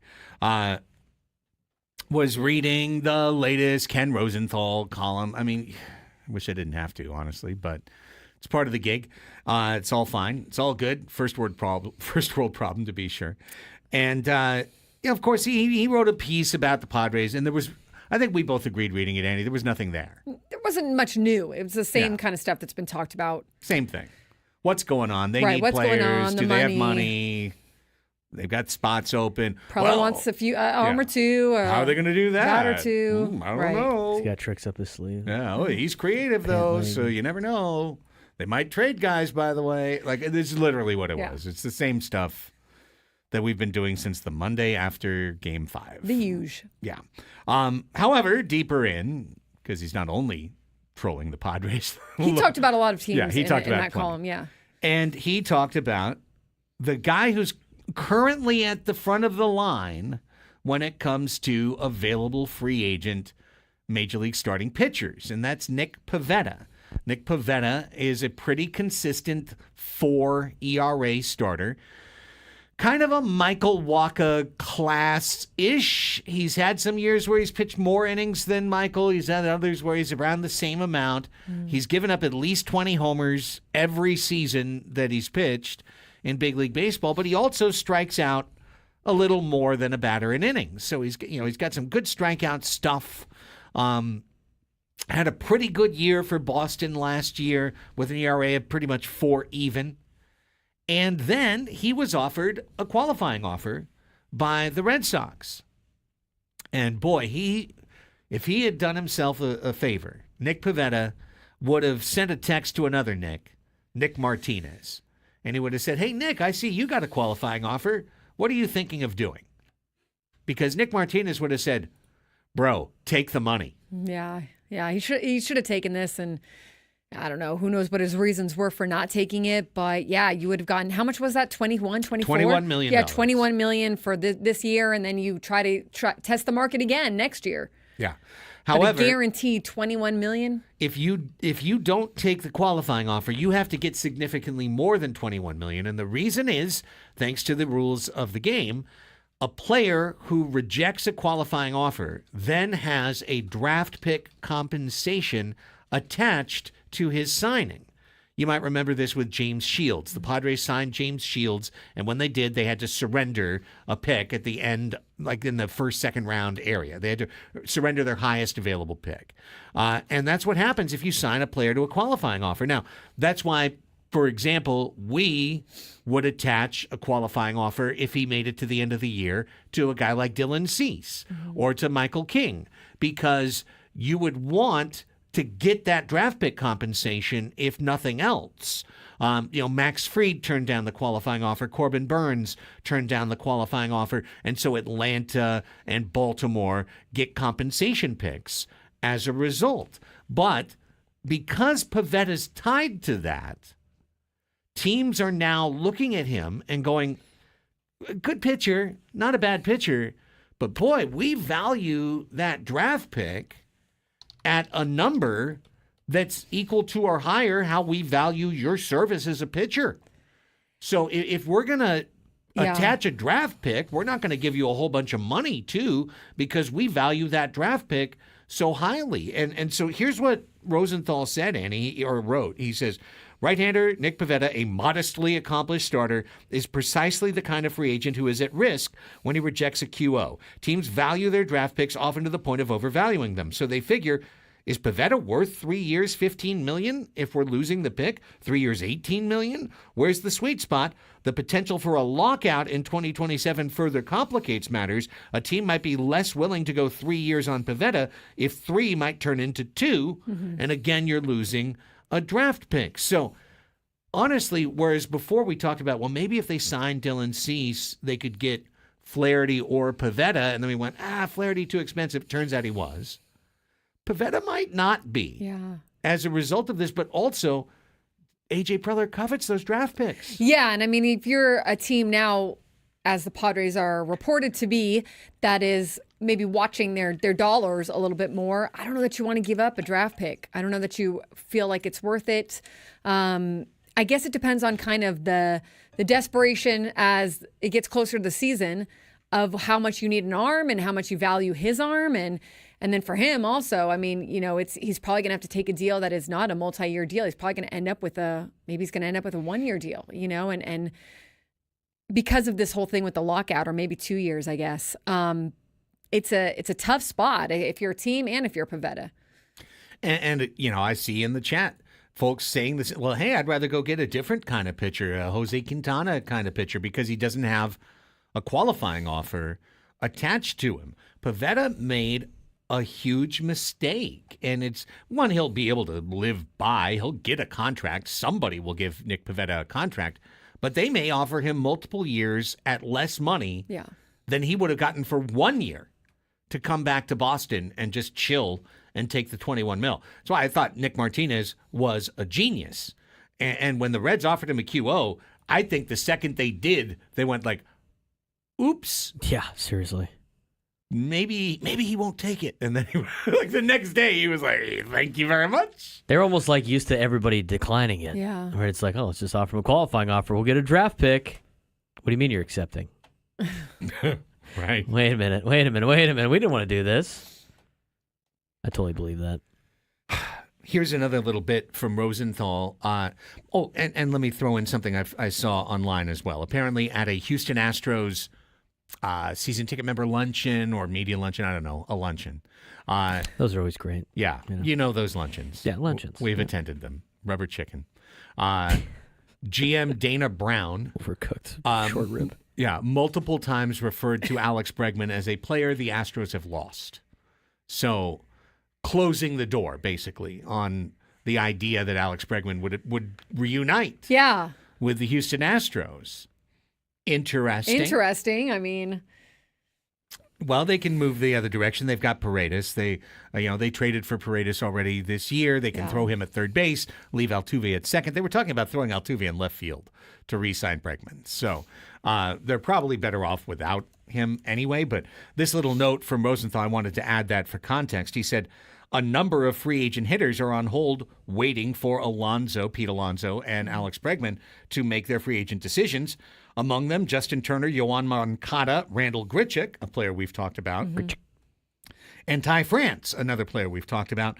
The available hitters also include Harrison Bader, Mark Canha, David Peralta, Tommy Pham, old friend, and Anthony Rizzo.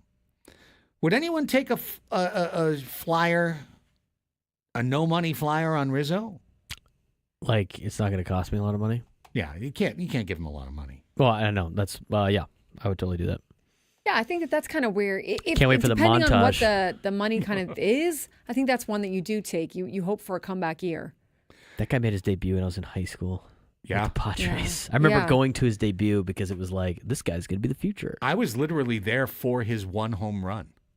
It was a weird day where the Padres were wearing throwbacks to their Cashman Field days, or even Lane Field days. It was like old timey. Yeah, I was at that game. Yeah, cream colored, and remember he bounced it off the top deck there in right field, bounced it into the Was that stands. 2013, 2012? Yeah, one of those two. I remember going with my high school buddies because I remember them. They wanted to go because 2011. 2011. I believe that's even more so now. Yeah, because my friend's older brother drove us. They all wanted to go because it was the future of the franchise. We had to watch this guy play. Anthony Rizzo is 35. He has been playing in the big leagues for 14 years. 14 years? 14 years. It I mean, doesn't 2011 feel was that a long long time at ago. all. He was on a deal that paid him average of $16-17 million a year. Then last year he signed a 1-year, $6 million deal with the Yankees.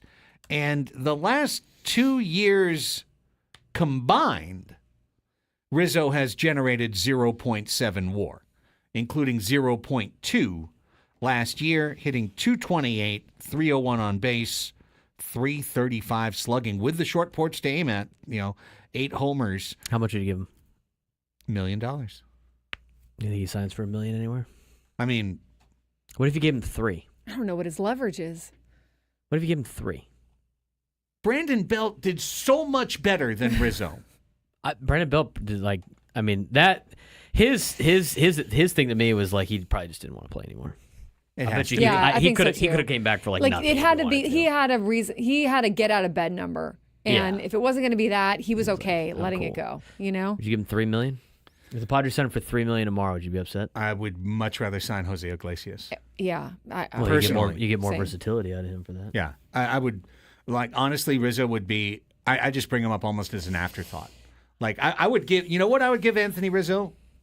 A minor league invitation to camp. I think that's what he might get. If you can from- get Rizzo from some for team. if you can get Rizzo for under $3 million, I'd take him. I feel doesn't- like he he won a doesn't- World Series I forgot that was 2016 Yeah. with the Cubs. I feel like he's still so young, but he's not 35. He doesn't have to start every day. He could place him first. He could DH. He's a veteran leader. Mm-hmm. To me, that's worth anything under $3 million. Who else is going to be on your bench? Yeah. I mean, you got Tyler Wade, and then I want David Peralta and Peralta. Jose I want David Iglesias. That's what I Peralta. want. I want those guys. I want literally those guys. And then you've got Peralta, Iglesias, Wade, and Campy. I think Iglesias would be a better pickup, but I think for the right amount of money, you could do Rizzo, but I don't know if it's Minor league invite. 3. I'd take him under 3.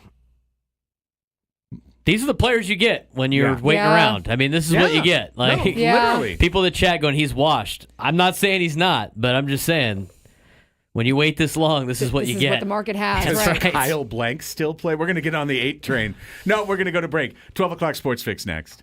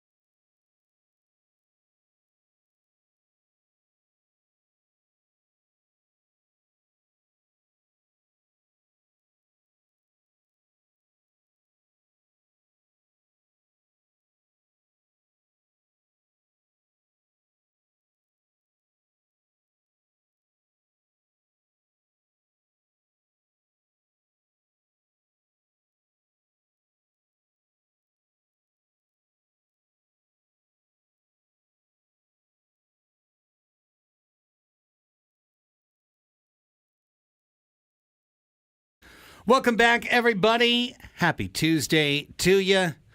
12 p.m. in America's finest city. It's time for the 12 o'clock Sports Fix. Great time to get a taco. Brought to you by the Craft Taco. Whether you're craving gourmet tacos for lunch or a craft beer for happy hour, the Craft Taco is the answer. Now open at the Natural History Museum in Balboa Park, as well as Sorrento Valley.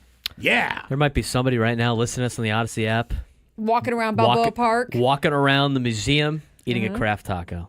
It could be. That could be you. And if you are that person, why don't you leave us a message on the Odyssey app? That's right. Please. Voice message. We would love to actually find out that One we just have popped up from pinpointed you. One just popped up from yesterday. Yeah? Have I'm you at the- listened? No, I haven't. It's a minute long.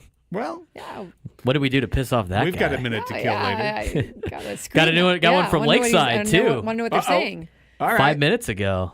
Wow. This is great. I love it. Maybe they're eating a taco.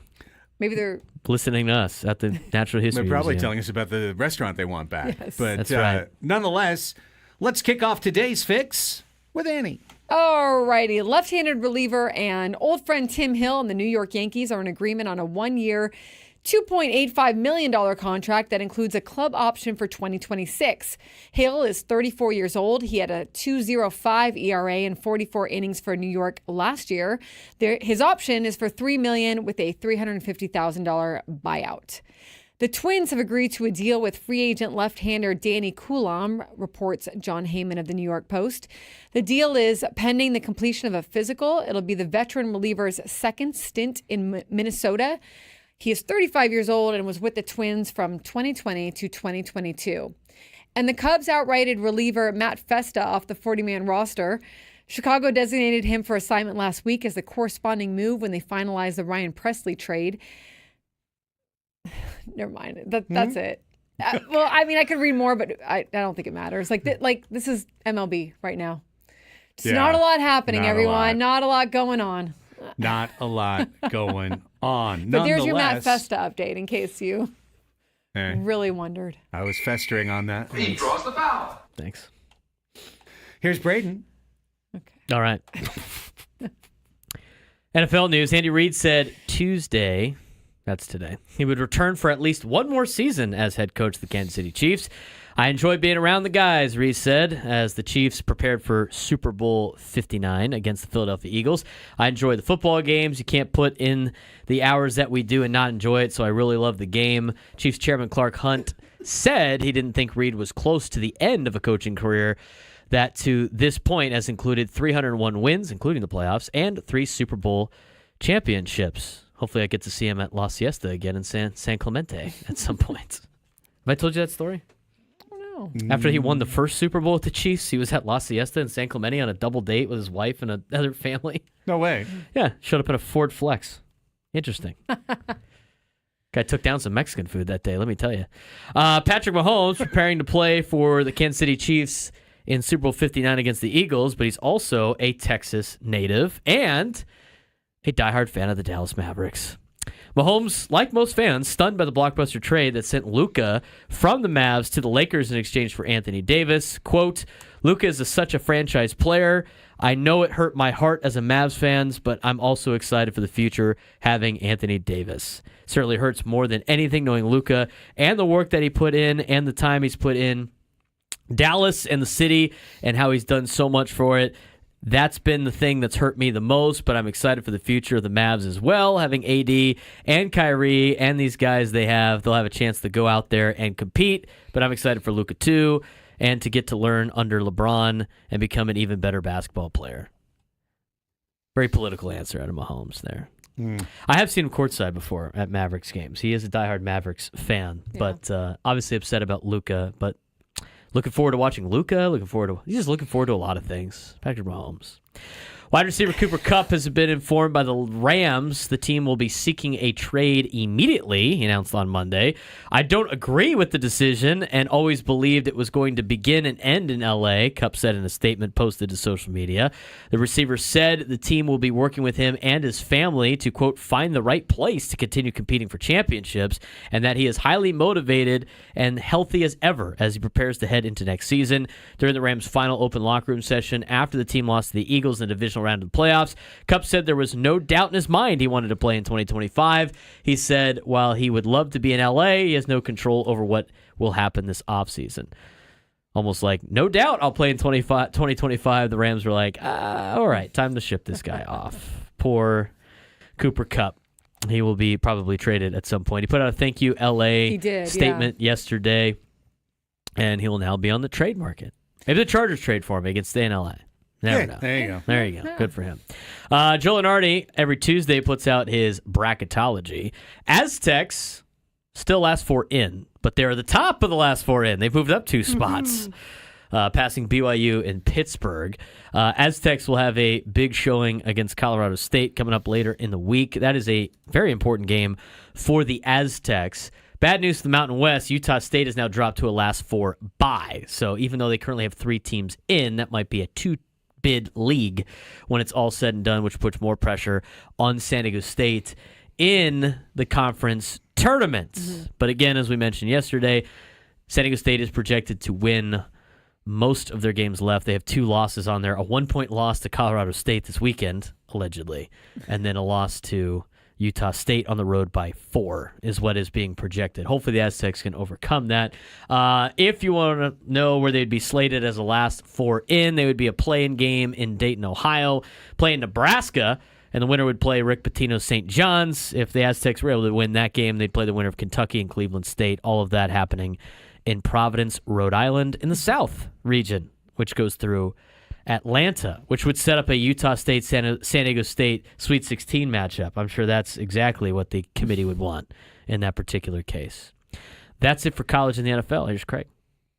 Here we go. I got a couple of clips in here for you. Braden, starting with the LA Lakers. Guess what they did today? They introduced Luka Doncic to the LA media this morning. So He's this is alive. the first time you're hearing from him, right? Yes. And his thoughts on this trade. He put together a lovely farewell letter to Dallas. He showed up at the airport with a quick little social media message for Lakers fans. Now he's been introduced at crypto.com. I get all the messaging out of the way. Crypto.com. But if he just showed up, he was like, man, I really hate being here. This place Right. sucks. Well, unsurprisingly, Luka, who grew up a huge Kobe fan, is excited to be on the franchise that has Kobe's statue outside. Well, first of all, I remember the exact moment that happened. It will always stay, in my mind. It was an amazing moment.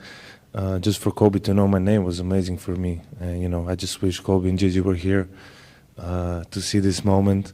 And, I'm excited about this new journey, and happy to be here. And, of Well, course, he first- was talking about a moment where when he was like 18 or 19, he met Kobe Bryant, and Kobe Bryant knew who he was. Super cool. Yeah. So Luka's here. He says he'll be back from a calf strain and could be ready to play as early as Monday. So that's good I news. thought the calf strain was supposed to last for weeks or something. Well, he's been Well, out since has since lasted Christmas. for weeks. Yeah, it's been lasting a while. It's that miracle juice it's that in LA. it's that California air. That's you know? right. Well, Yeah. yeah. Got some of the juice. He's ready to go.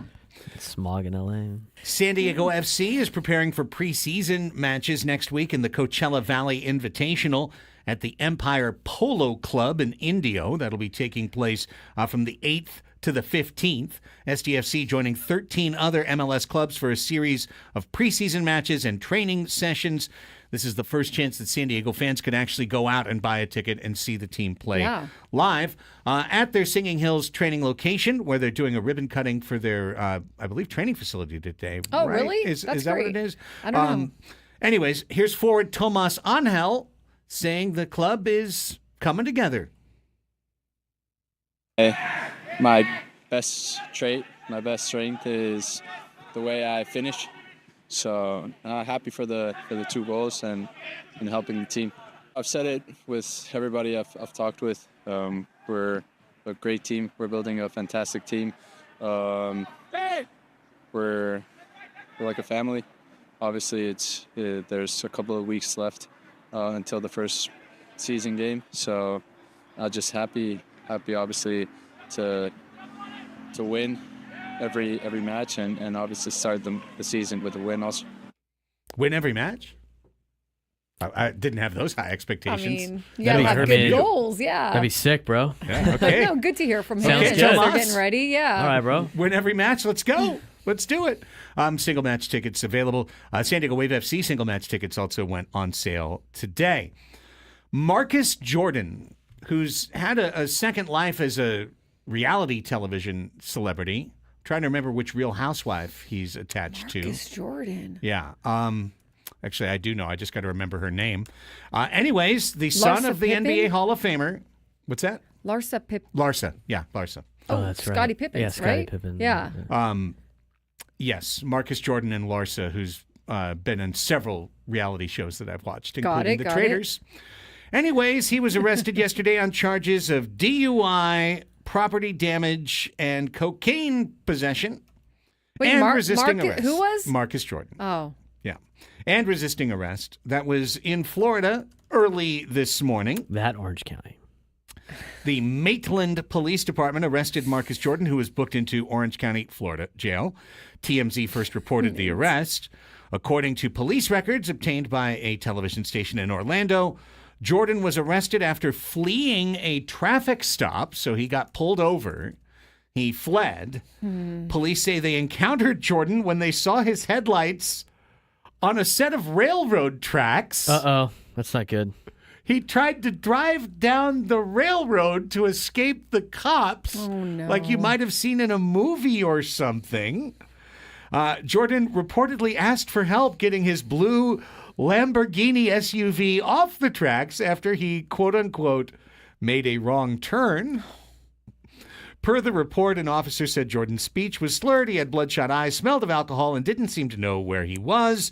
And the arrest affidavit said officers found a, quote-unquote, clear plastic baggie with a white powdery substance in Jordan's pocket. Maybe he was baking cookies. Well, it tested positive for cocaine, apparently. It wasn't powdered sugar. I hope Marcus So- Jordan gets the help he needs. Yeah. Tough day for Marcus Jordan. Last night in the NBA, there were 10 games, including New York shutting down the red-hot Houston Rockets 124-118, and the Hawks snapping their 9-game losing streak, beating Detroit 132-130. No one's better than Oklahoma City. The Thunder throttled the Bucks 125-96, although Giannis was unable to play yesterday. He's supposed to be back to being a game-time decision tomorrow. Meanwhile, tonight there's 7 games, including the Lakers taking on the Clippers at Intuit Dome. Luka, again, won't be playing until maybe next week. So they'll be shorthanded tonight and significant underdogs against the Clippers. Celtics-Cavs is a great matchup in the East tonight at 4:30. You can watch that one on TNT.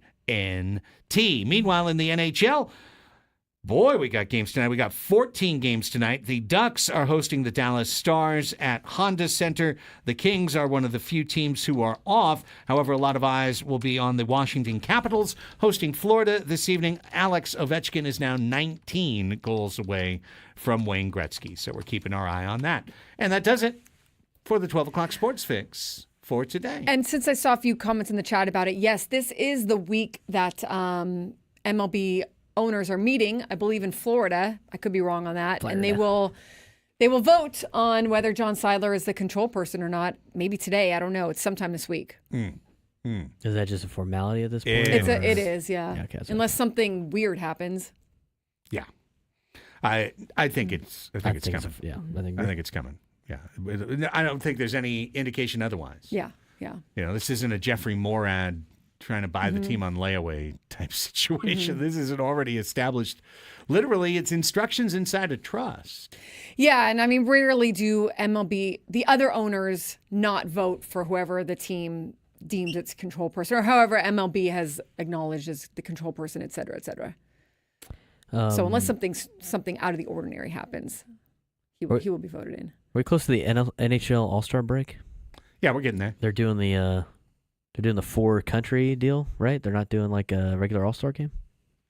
Are they? I think they're doing like a 4, like Canada, United States, Finland, and Sweden competition or Interesting. something like that. I like that idea. I like that idea too. I think it's pretty Here it creative. is. NHLPA announced 2025 4 Nations Face-Off. New event. I don't think this is the All-Star game. Well, they're taking a break for it. That's why I was curious. There will be no All-Star game. They will do this instead. They're doing this instead. What are they doing? 7 games over a 9-day period, February 12th to 20th, along with 2 designated training days on the 10th and the 11th. 4 teams, Canada, Finland, Sweden, and the United States. Interesting, not Russia, but just because there's so many Russians in the NHL, I would have thought if you picked 4 countries, U.S., Canada, Russia would be the first, and then, but no, they're going to go with both Sweden and Finland, who are both hockey mad. Maybe they had to qualify or something. Or maybe Russia's, too corrupt.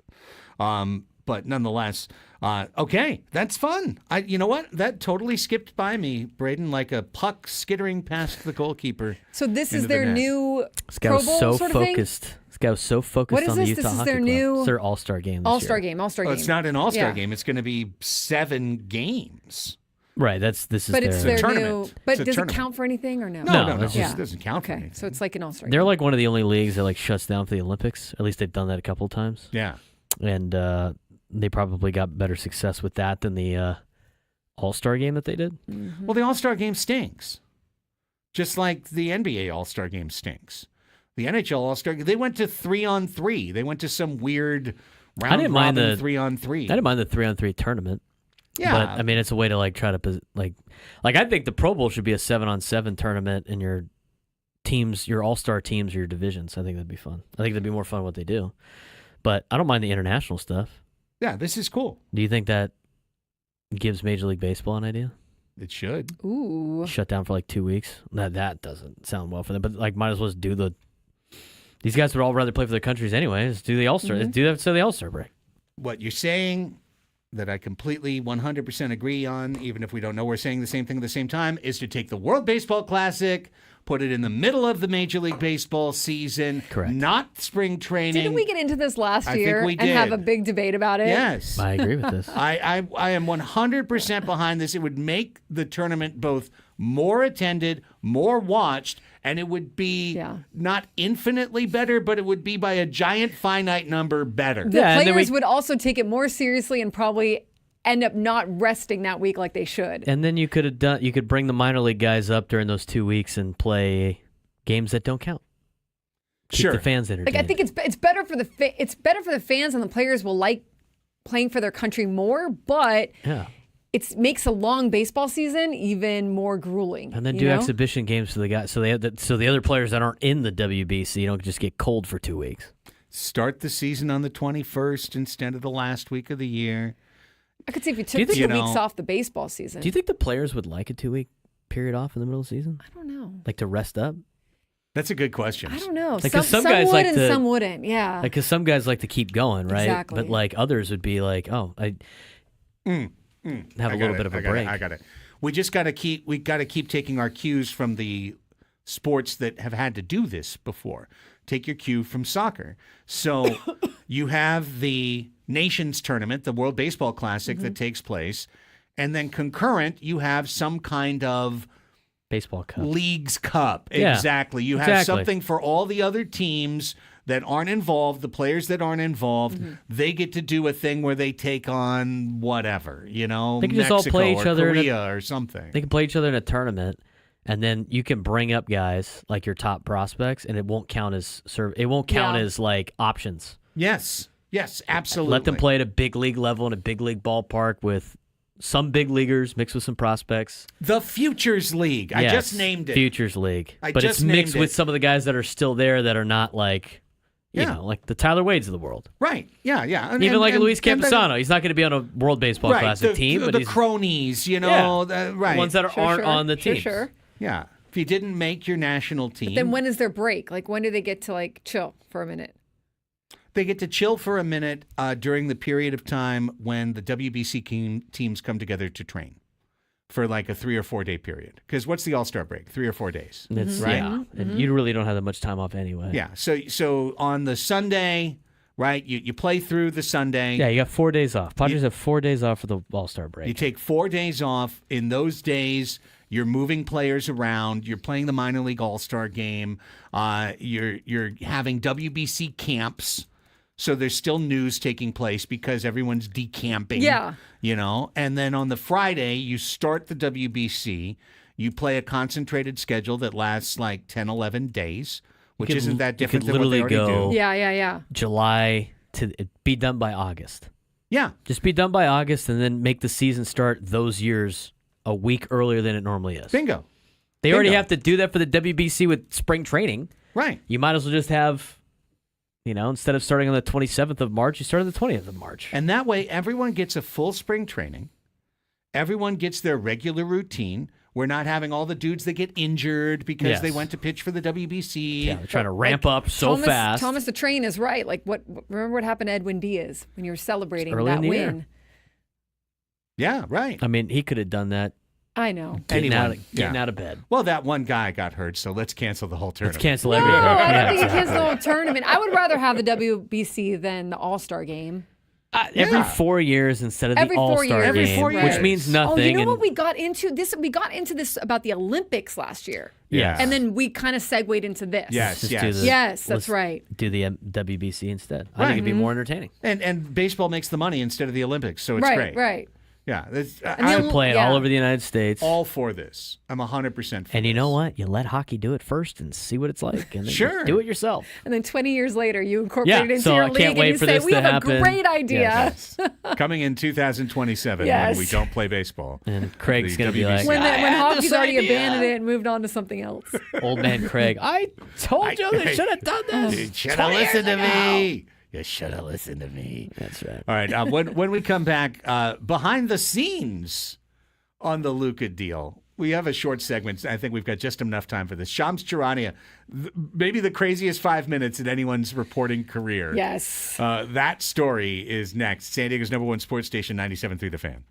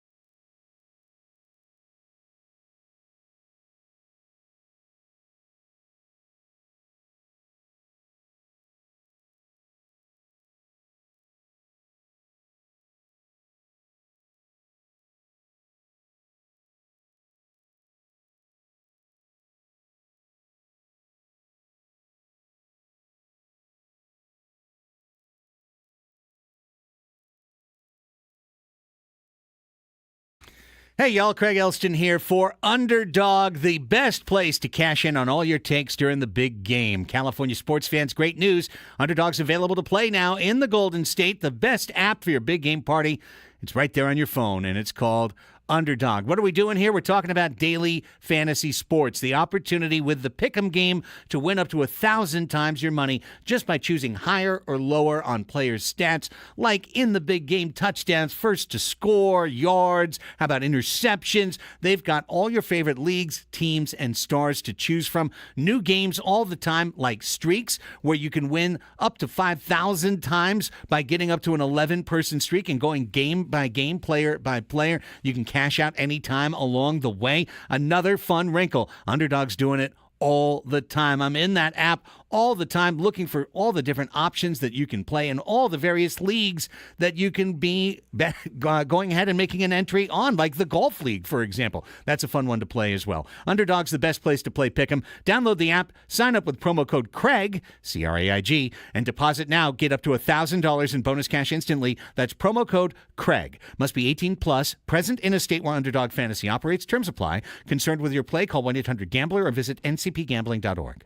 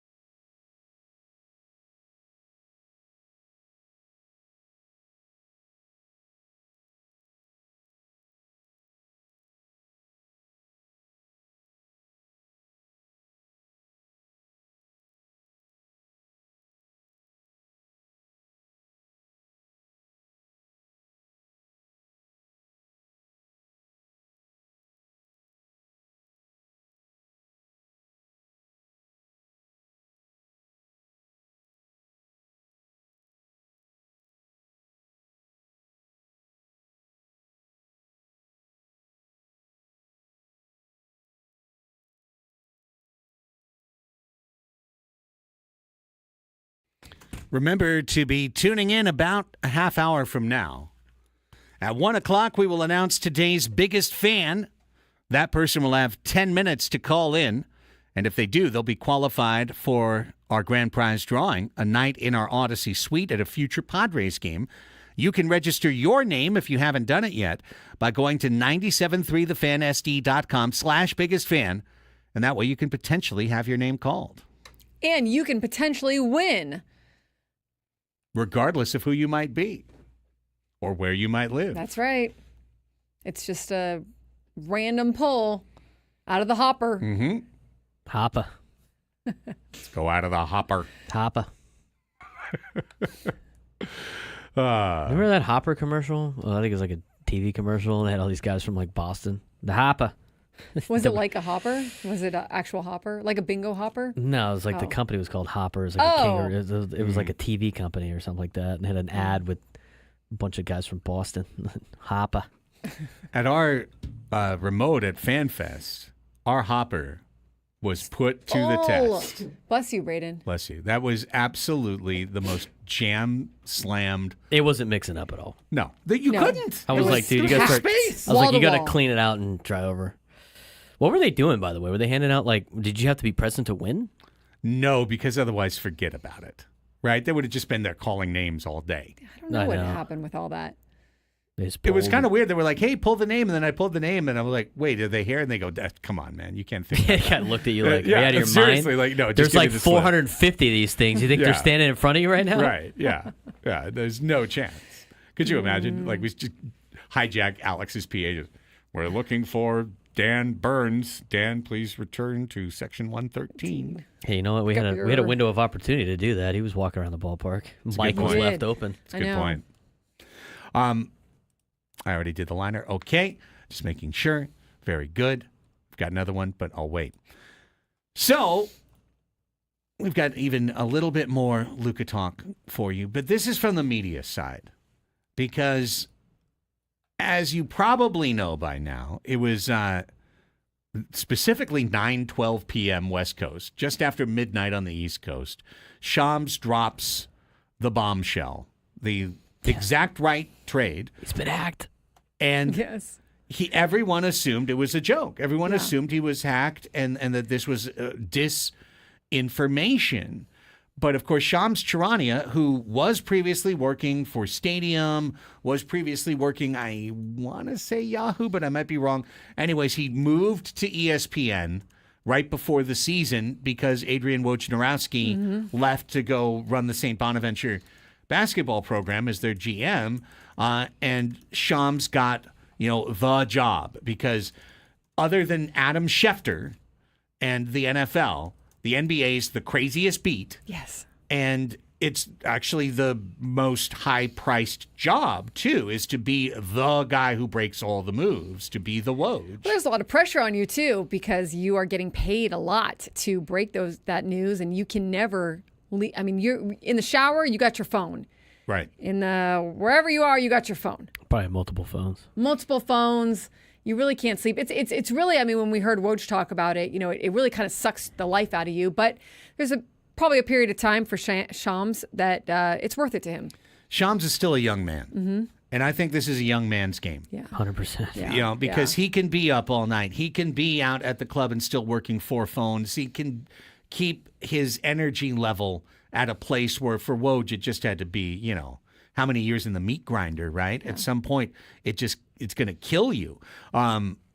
Doesn't look like it's killing Shams. Doesn't look like he's got huge bags under his eyes. You know what I mean? Yet. Still got that leather jacket on in his Twitter profile. But so Jimmy Traynor from SI got a quick interview with Shams. Yeah. Just probably a back and forth email thing. And some of this is pretty wild. Shams talked about what was the feeling when you hit send. And he said, quote, adrenaline rush in the craziest way. Me, myself, in a lot of ways, I'm a fan. I'm a fan of the game. I'm a fan of the NBA first. I was probably just as floored as all the audience was and everyone around the league was when I got wind of it about 5 minutes before I hit send. Think about that. You get the news. Your mind freaks out and explodes and panics, and you've got basically 5 minutes. Well, yeah, and especially because someone else might get wind of it too at that point, and Right. you want to be first. But it's such a shocking trade that when you're going to put out breaking news like that, and news that could literally, if it was wrong, end your career, right? If you didn't get the facts right on that, or if it was some kind of hoax or something, like you're nervous putting it out. Like you're nervous feeling like, is this right?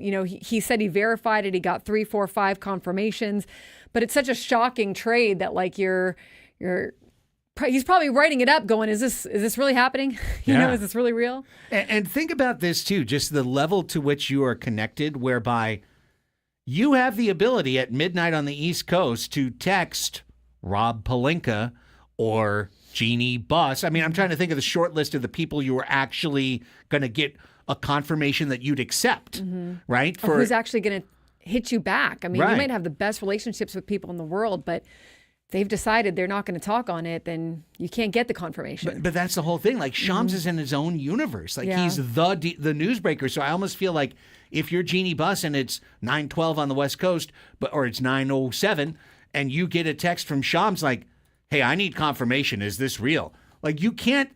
Even if you were at the opera, even if you were out in the middle, in the 5th course of a 7-course meal, like you pretty much have to respond to that right away. Yeah. Isn't that wild?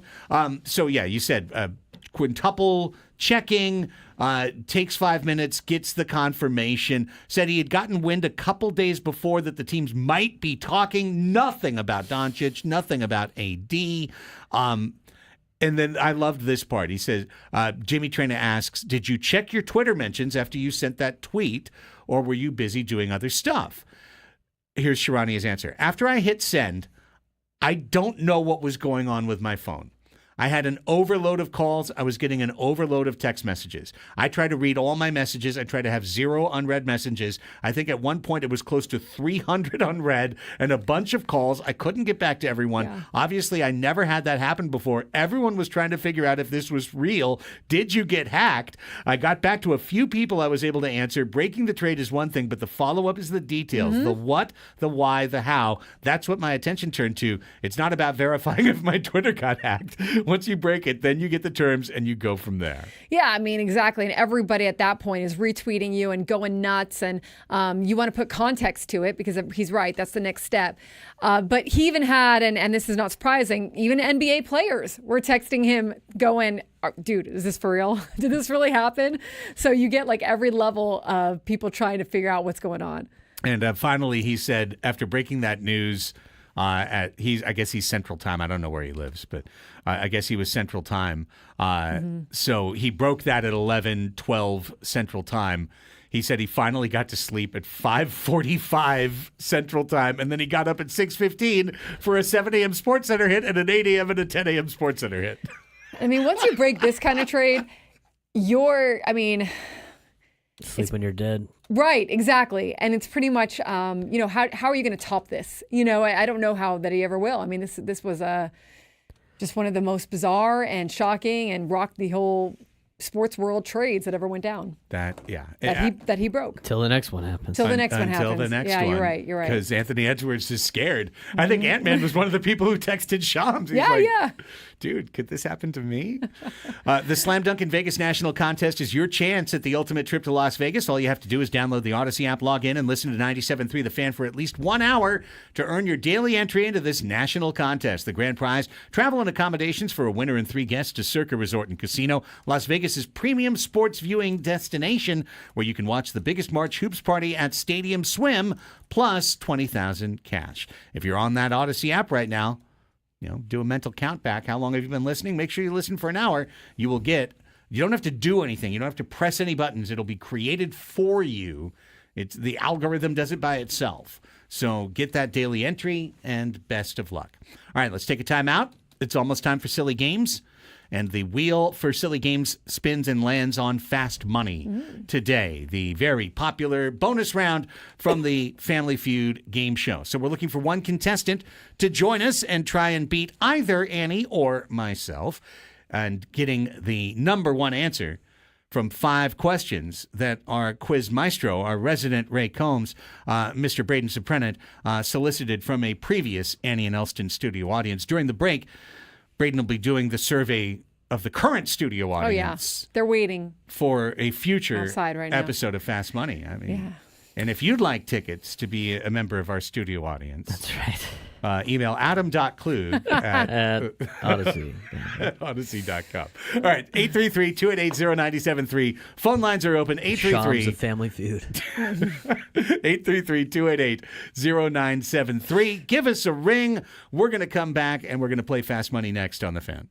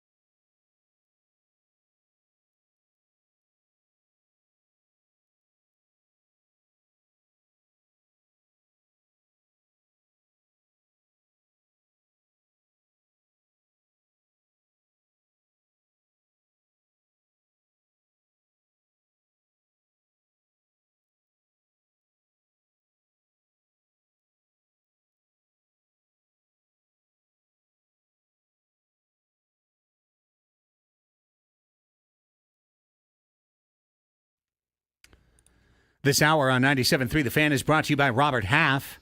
9 out of 10 hiring managers are having difficulty hiring. Robert Half is here to help. Our recruiting professionals utilize an award-winning AI to connect businesses with highly skilled talent. At Robert Half, we know talent. Visit roberthalf.com/talent today. Got a talented group lined up on the line.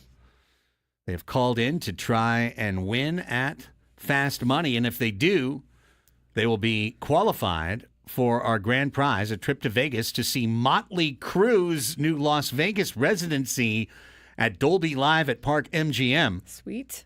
Including 2 tickets to the show and accommodations and more. It just moved on me. There it is. Hotel stay at Park MGM and tickets to Motley Crue. Absolutely. Okay. Get your tickets at the Las Vegas residency at Dolby Live at Park MGM now at Ticketmaster.com. Let's play Fast Money.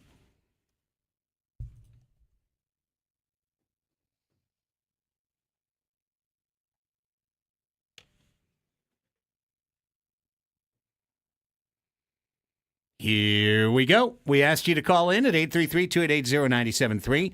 And today's contestant is Ryan in North Park. Hi, Ryan. How are you? I'm good. How you guys doing? Doing great, man. Before we play Fast Money, tell us a little bit about yourself. Born and raised in Encinitas, local San Diegan. Love my Padres. Let's go. All right. All right, Ryan. Alrighty. Appreciate you. You're playing Fast Money today, Ryan. Here's how it works. It's going to start with one simple decision from yourself. You get to pick your opponent. You can either play Annie or you can play myself. Whichever host that you choose is going to leave the studio. Then our resident Richard Dawson, Braden Suprenant, is standing by with the survey he previously asked of a former Annie and Elsten live television audience, studio audience. There they are. We don't let him speak a lot, but every once in a while we let him out. They're very, very well behaved. Adam comes by, feeds him crackers and grapes every 15 minutes. Got any grapes? It's a cushy gig. It's pretty nice. It's pretty nice. Anywho, so Braden's going to ask you 5 questions, Ryan, and you're going to be looking for the number one answer. You're going to look for the most popular answer. Don't think about yours. Think about what 100 random people would think. Then the host you choose will come back in, not knowing the answers you've given, but being unable to use the answers you gave. It's a little advantage to you. We'll add up the surveys, and if you win or tie, you're in the hopper. So that's how the game goes, Ryan. Who would you like to play today, Craig or Annie? I want to play you, Craig. Okay. Right. All right. It's usually a good bet, actually, but Annie will then keep score, Yep. and I'm out of here. Good luck. All right, Ryan, you'll have 1 minute on the clock to answer these 5 questions. If any of them stump you, we can go back if we do have time at the end. 1 minute will start after I ask you question number 1. We surveyed 100 men. What would you do if you caught one of your poker buddies cheating? Beat him up. Beat him up. That's one way to do it. Resorting to violence so early in the morning. Name an occupation for people who like to sit down a lot. Secretary. Good one. That's a good one. Name something people open. A bottle. Beer bottle. Bottle will work. Bottle of any form. Tell me a Pennsylvania sports team. Pittsburgh Pirates. The Pirates.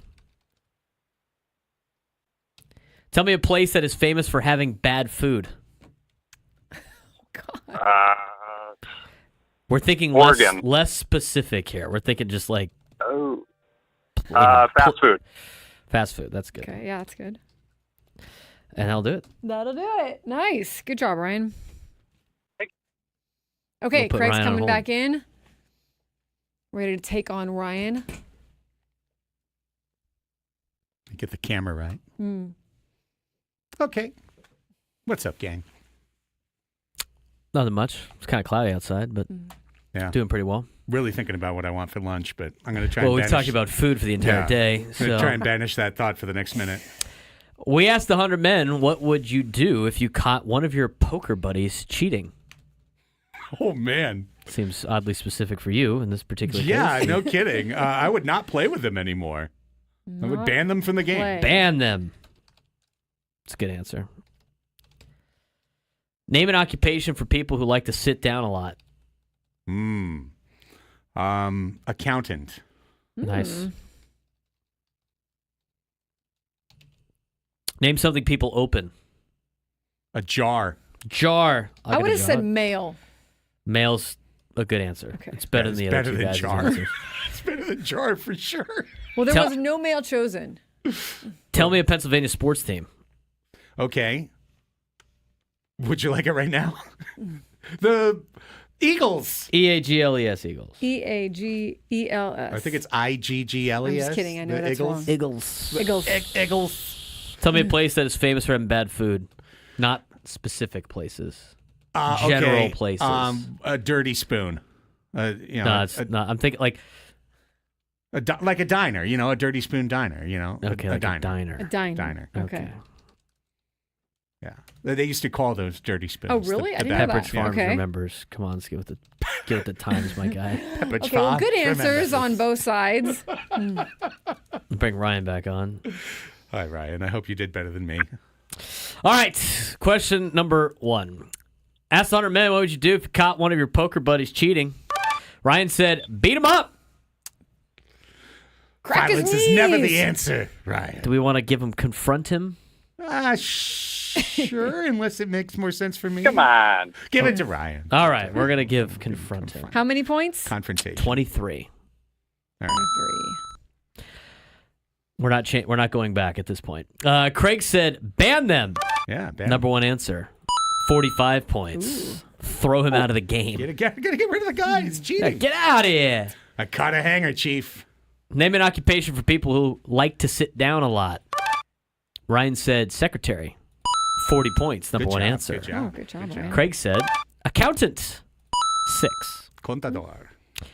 Computer programmer, telephone operator, accountant, bus driver, telemarketer, truck driver. Okay. Were your Yeah, answers. truck driver has Yeah. to sit a long time. That's true. Name something people open. Ryan said a bottle. 9 points.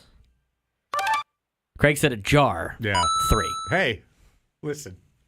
I got a jar. I got a jar.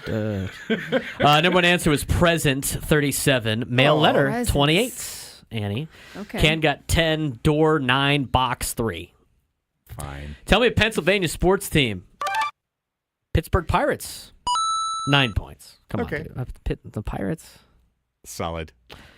This is where I should come back right here. 34 points for the Eagles. Yeah. All right. Where are we standing going into the I last don't know. answer? Brandon has it in his Excel sheet. I have it in the Excel sheet. I write it down, It's but I can't add it 88 up that fast. to 81 in favor of Craig. Wow. Okay. Wait, 88 to 81? Yes. Okay, it's close. Tell me a place that is famous for having bad food. All right. Ryan said fast food. I think it's a great answer.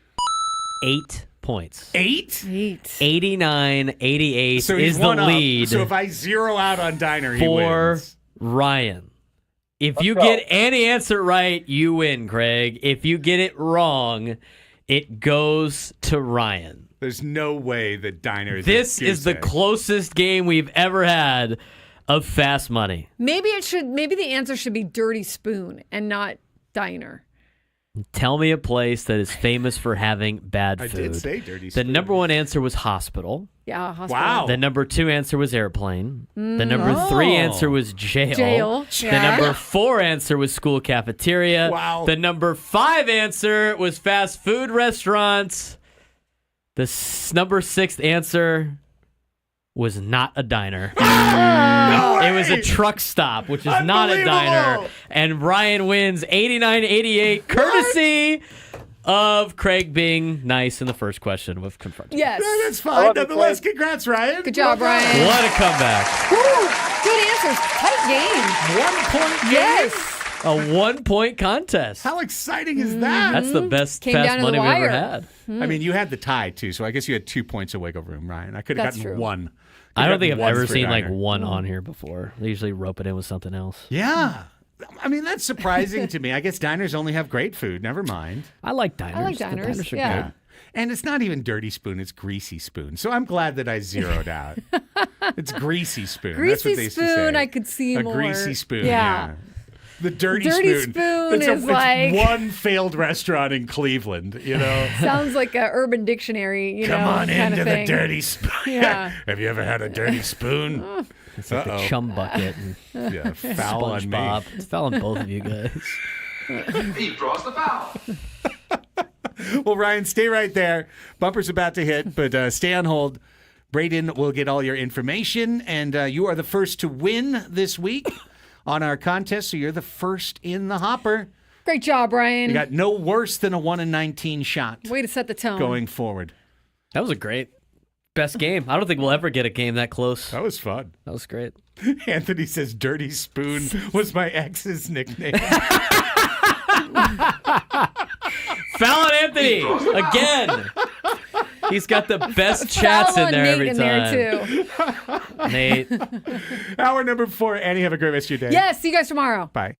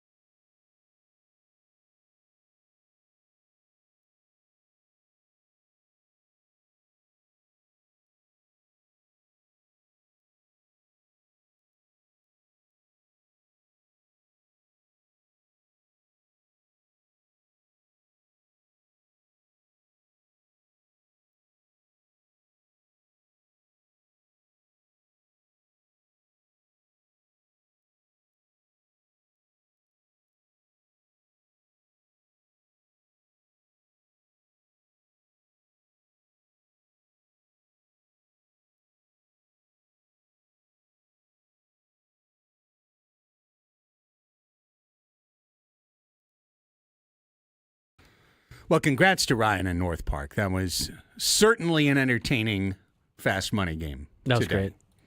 I thoroughly enjoyed that. Me too. I'm glad I came up with a dumb answer at the end. It actually wasn't that bad of an answer. I mean, it made sense, although dirty spoon. Don't encourage the chat, please. Indeed. The chat had its Could you imagine if the fouls for the chat were just for like the chat as a team? They'd foul out every day. Well, I mean, some of them do foul out. Yeah, true. We don't even give they just automatic double T out. They get teed up pretty quick. That's right. But hey, it is 1 o'clock. So for everyone who has signed up for the Biggest Fan Contest, now is the time you have been waiting for. It is time to reveal today's Annie and Elsten entrant into the Biggest Fan Contest. This person will have 10 minutes to give us a call on our regular phone line, 833-288-0973. And if doing so, this person will qualify for our grand prize, 20 tickets for you and your friends for a night in our Odyssey Suite at a Padres game later this season.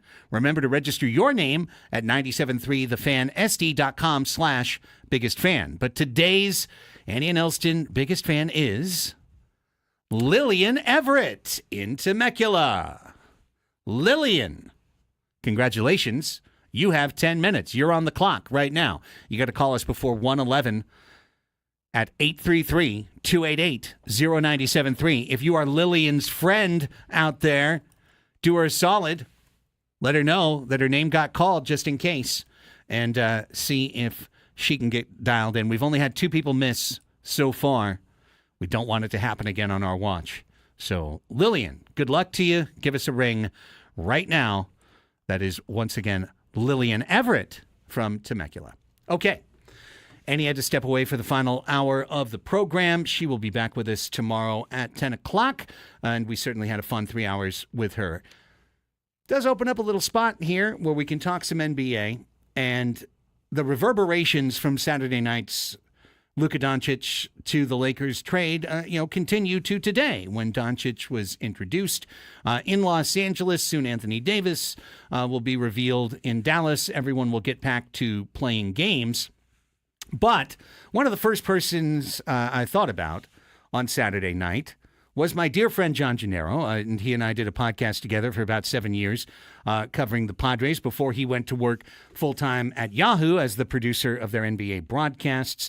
I know he and his wife, Rebecca, quite well, and they are both diehard Mavericks fans who have been raising their beautiful, precocious young daughter, Haley, to be a Mavericks fan as well. I did not realize that I would be the person breaking the news to him Saturday night that his favorite player got traded to my team from his for a player he does not like, Anthony Davis.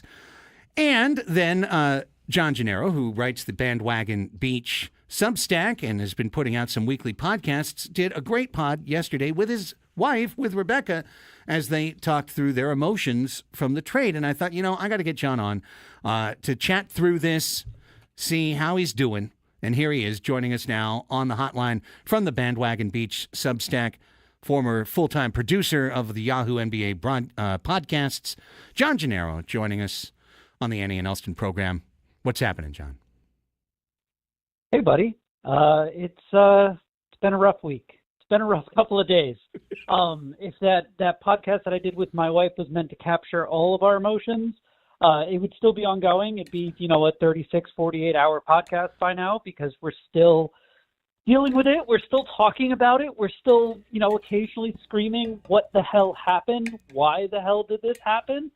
I think it's important to note that while I'm not a fan of Anthony Davis for a number of reasons that we can get into if you want to, I have no ill will in this trade towards the Lakers, towards Anthony Davis, towards Luka Doncic. Like, it seems like everyone is just a side piece here to Mavericks GM Nico Harrison, who just decided to light himself, his career, and the Dallas Mavericks organization's short-term and long-term future, in addition to their relationship with their fan base, on fire. And so anything you want to talk about in regards to, dreams that I've had about punching Nico Harrison in the stomach, anything like that, I would be happy to talk about those things because I'm furious with that man right now. I know you are, man. And I thought that's why I thought it'd be good to have you on because obviously I can only come at this from my own perspective, which, as you know, I've been a Lakers fan my whole life. And, to be perfectly honest, I was pleasantly bewildered. It was like, why do we have Luka now? That doesn't make any sense. But we've got Luka now, so okay, I know what I'm going to do for the next decade. I'm going to root for Luka Doncic as a member of the Los Angeles Lakers, unless they Dwight Howard this thing up, which I don't think they will, given the current state of the franchise. So, for me, it was like bizarre, but in a happy way. But so I wanted to get that perspective because we're all neutrals here, essentially. None of us are Mavericks fans. Why was this trade in particular so damaging on a multi-level layer for somebody who supports the Mavericks dearly? Because the team, for 20 years, the Dallas Mavericks were built around Dirk Nowitzki. And then Dirk Nowitzki retired right after Luka Doncic's rookie season. And ever since then, the team has been built around Luka Doncic. And he's the guy that we have watched go from like an 18-year-old who came over from Spain and was from Slovenia. And he's learning the American culture. He's learning the American game. He's learning the NBA. And, steps along the way. He makes in the 2020 bubble playoffs, he makes the game-winning shot against the Clippers. Last year, he makes the game-winning shot in the Western Conference Finals against the Timberwolves. And he drags the Mavericks to the finals. He leads the league in scoring. He was finally reaching his prime after 7 years of Mavericks fans watching him and rooting for him and watching him take each little step along the way. And as you know, fandom is more than just rooting for laundry, and it's more than just rooting for wins. It's rooting for stories. It's rooting for narratives. It's rooting for personalities. And for the Dallas Mavericks, it's Luka. That's it. Kyrie Irving is not the most likable person to begin with, and he's been there for 2 years. Everyone else has been there for a year or less. It was the team was Luka Doncic.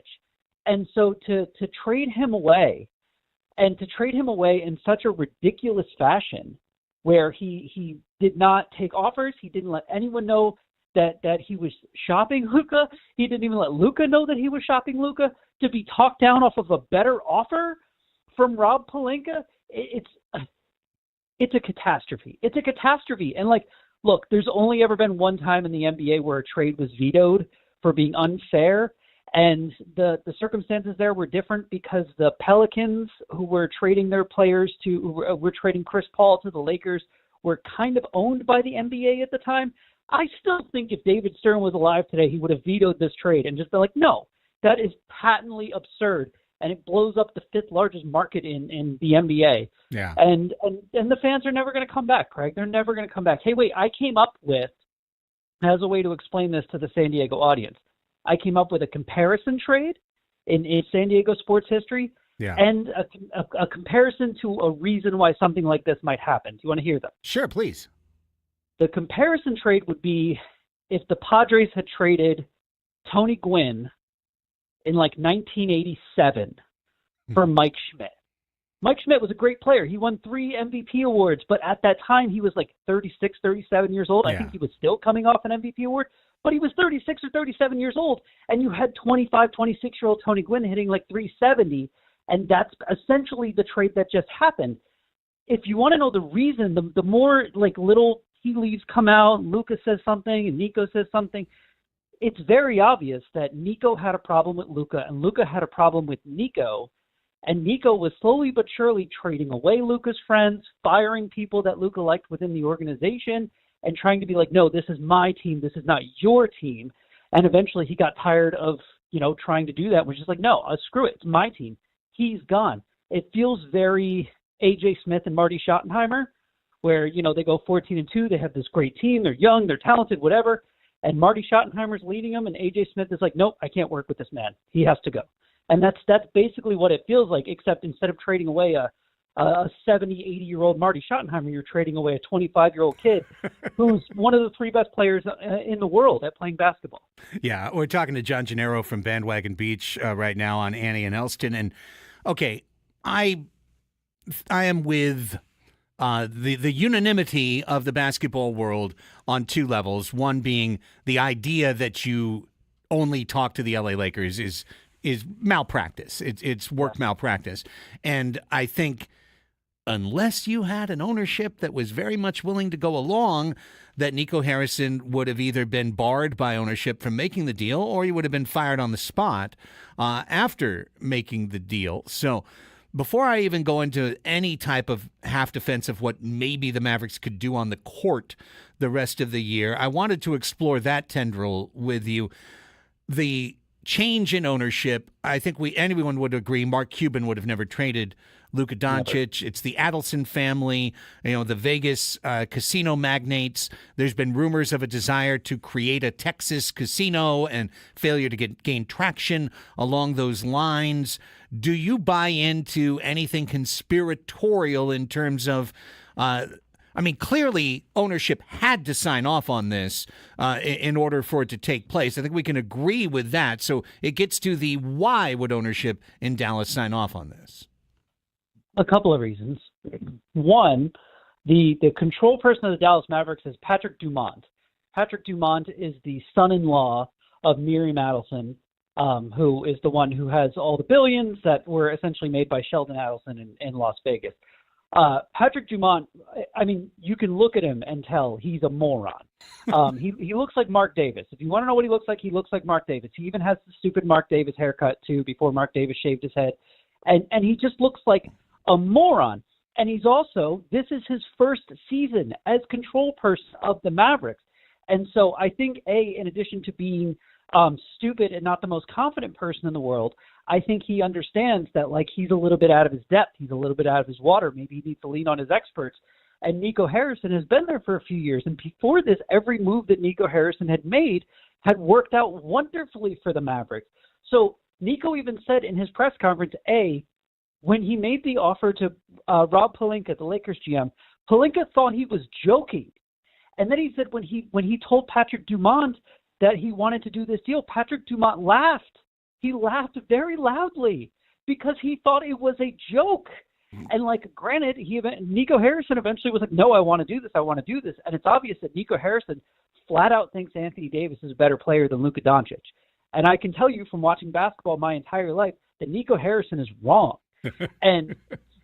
But why did Patrick Dumont go along with it? One, he's out of his depth, and he knows he's out of his depth. And two, I can't really, in a succinct way, explain how rich the Adelson family is, except to say that the Dallas Mavericks, who they paid many billions of dollars for, essentially are a rounding error for them. The $350 million contract that they were going to sign Luka to after this season that now he can't even sign because of Supermax doesn't work after you get traded, that's pocket change for them. So I think it was a lot of Patrick Dumont going, hey, man, it's your team. You run the team. Do whatever. We don't care. It's an investment for them. It's not a thing where they're trying to make it better. And I think at the moment they're like, hey, this is the GM. He's been really good. I guess we got to trust him. But no, they're going to fire him. They're going to fire him sooner or later because, like you said, this is malpractice. There's no way this works out positively for the Dallas Mavericks. And honestly, even if they went on to win the championship this year, which has a less than, 0.2% chance of happening, their fans are not going to come back. And that's going to matter to someone. That's going to matter to them as far as the PR and not the money. But Nico Harrison also, from every reporting I've seen, is shocked by the way that people are responding to this, because he genuinely believes that Anthony Davis is better than Luka Doncic, and he thinks everyone else should think the same way.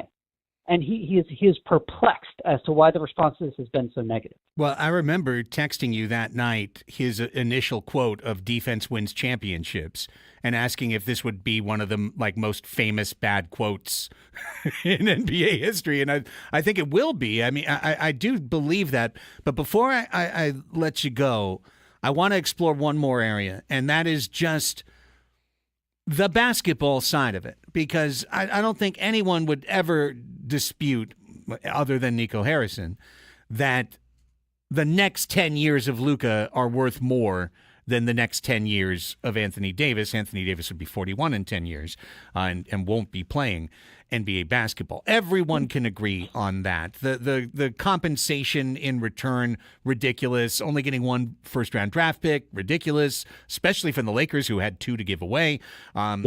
all of this is just, it's dumb, dummy, dumb style. Now, having said that, the one thing I wanted to not push back against, but, at least address is Anthony Davis himself, who, yes, in his mid-20s, took a serious number of injuries. He was held to 36 games at age 27, 40 games at age 28, 54 starts at age 29. But the last 2 years, he's been generally healthy. He played 76 games last year. He just took his first kind of injury, an abdominal strain, nothing that you would be like, oh, my God, he's worn out, this past week or so. But he should be back in the Mavericks lineup very soon. I feel like a Kyrie AD pairing gives you a lot of shot making on the outside and the inside. The complementary cast to the Mavericks is certainly better than what LA has with Gafford, with Washington, with Klay Thompson. You've got a pretty good team altogether. Isn't there? I just want to, because I've heard, yesterday in the podcast, you called him old and broken down. I mean, he's 31. He's been healthy all year. He's played at an all-NBA level the last couple of years. Couldn't Anthony Davis help the Mavericks? Putting aside what Luka might do, couldn't Anthony Davis help the Mavericks? No, because two reasons. One, the hardest thing to find in the NBA right now is someone who can create offense for themselves. And that is the thing that Anthony Davis cannot do. And as of right now, the only person on the Mavericks roster who can do that is Kyrie Irving. And not only does he have to create offense for himself because there's no Luka to set him up, which was kind of the plan when they traded for him, but now he has to create offense for everyone else on the team, including Anthony Davis. And the stupid thing about them trading for Anthony Davis is that if you were to ask me what the strengths of the Dallas Mavericks were before this trade happened, I would have said they have two really good defensive centers in Derek Lively and Daniel Gafford. And now they're saying that the closing lineup is going to be Anthony Davis at the 5, which means I guess Daniel Gafford and Derek Lively are just sitting on the bench at the end of games. No, he doesn't make them better. He arguably makes their defense a little bit better. He makes their offense significantly worse. Like, Craig, here's the thing. I remember those Anthony Davis teams with the New Orleans Pelicans. They were fine. They had roughly the same amount of talent as the Mavericks do now, if you don't want to overinflate Klay Thompson just based on his name. And those teams were consistently a 7, 8 seed and heading into the playoffs, then they'd get swept in the first round. That's what it's going to be again, because when AD went to the Lakers, everyone's like, this is going to work because LeBron can create offense for him. There is no LeBron. There is no Luka. There is no one who can create offense for him except for Kyrie, who is old, battling a serious back injury at the moment that he's playing through. He has a bulging disc in his back that he's playing through, and now he has to create offense for AD and everyone else. No, they're going to score 85 points a game for the rest of the season and get embarrassed, and they should. Well, I thought I'd try at least, Sean. I'd try and offer just a tiny little bit of hope. I think this is a terrible decision for the Mavericks in the history of the league. And I think it's funny. Heck, I heard Boomer on a Boomer Esiason Sports Minute earlier just kind of go on the Dallas side of it. I know our mutual pal, Vince Goodwill, has been a little bit more bullish on this from the Dallas side as well. I just wondered if 48 hours had kind of at least allowed that to enter your mind, and I'm hearing no. No, Craig, the trade is the easy part to break down.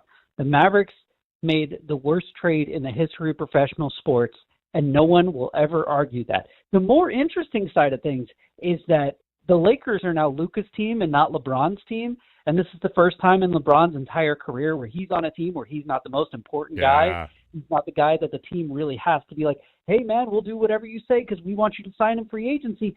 That guy is now Luka because he is the future of the Lakers. That's more interesting. The Mavericks are just going to be sad. They're just going to be sad and embarrassing for a really long time, and they're going to have one of those 10-year spells where they have no picks, no talent. They can't win anything. They'll just keep firing and rehiring people until someone finally says, guys, we just have to get more draft picks and start over from scratch because they have burned this one to the ground. John, tell everyone how they can read and listen to your stuff during the course of the month. Oh, I don't know. Look, I'm screwing around on Substack. I got a Substack called Bandwagon Beach. I have started a podcast. It's on Apple Podcasts and Spotify by the same name, Bandwagon Beach.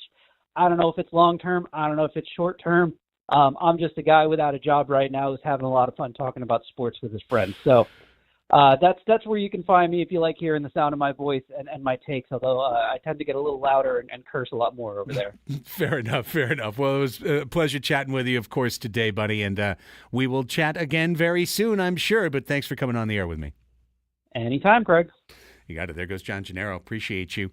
I think we've now hit our Luka limit, but I definitely wanted to get that perspective out there because I can't translate the passion of what it means for a Dallas fan. If you wanted to know why Dallas Mavericks fans brought a coffin to the American Airlines Center in Dallas and held a wake for this trade, and then spray painted epithets at Nico Harrison that they had to bring out the power washer to try and scrub off the cement in DFW.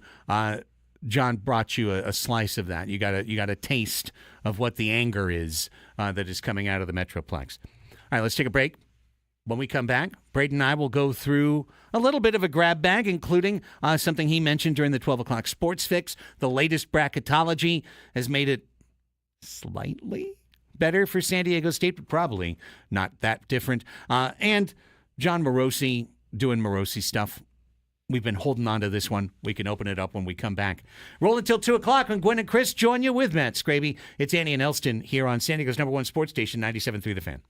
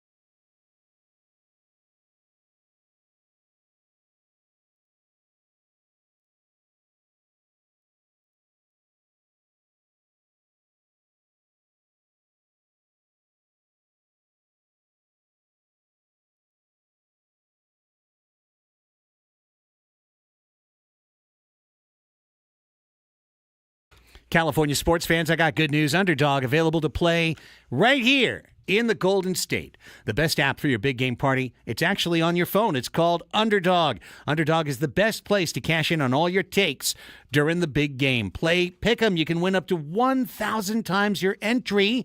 Now, that's a long shot, but all you have to do is get the right combination of choosing higher or lower on players' stats. And the thing about Underdog is it's not just the NFL big game on Sunday. You could throw out an NBA entry today with multiple players, or college basketball, or the golf league, the Major Arena Soccer League, NWSL, MLB seasonal picks like overs and unders for teams over the course of the year. It's all available for you on Underdog. I check it out every day to find out the latest promotions, the boosts that they give you.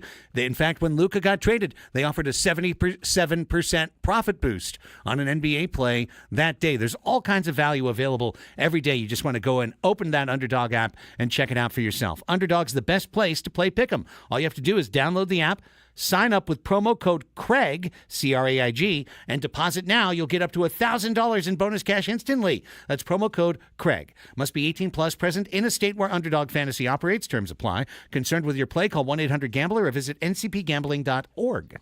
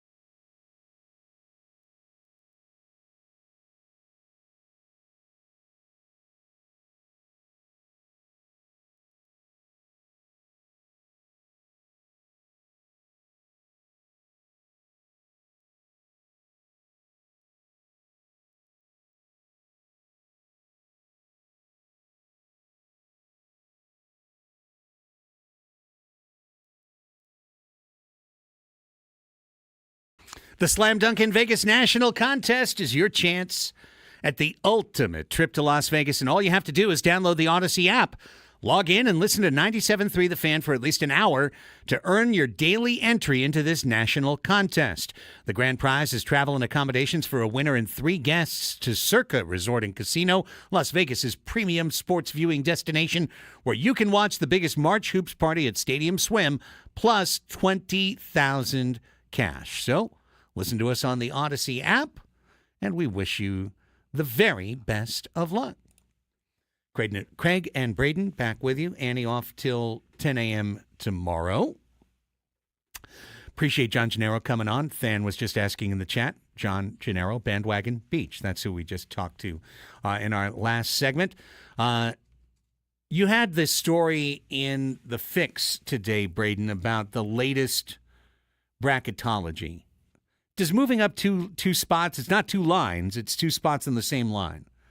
I mean, I guess that's at least small solace for red and black. You're closer to move up a little bit, I would imagine. But, that's about it. They still have a down arrow on the thing when you look at the overall bracket in the final 4 spots in.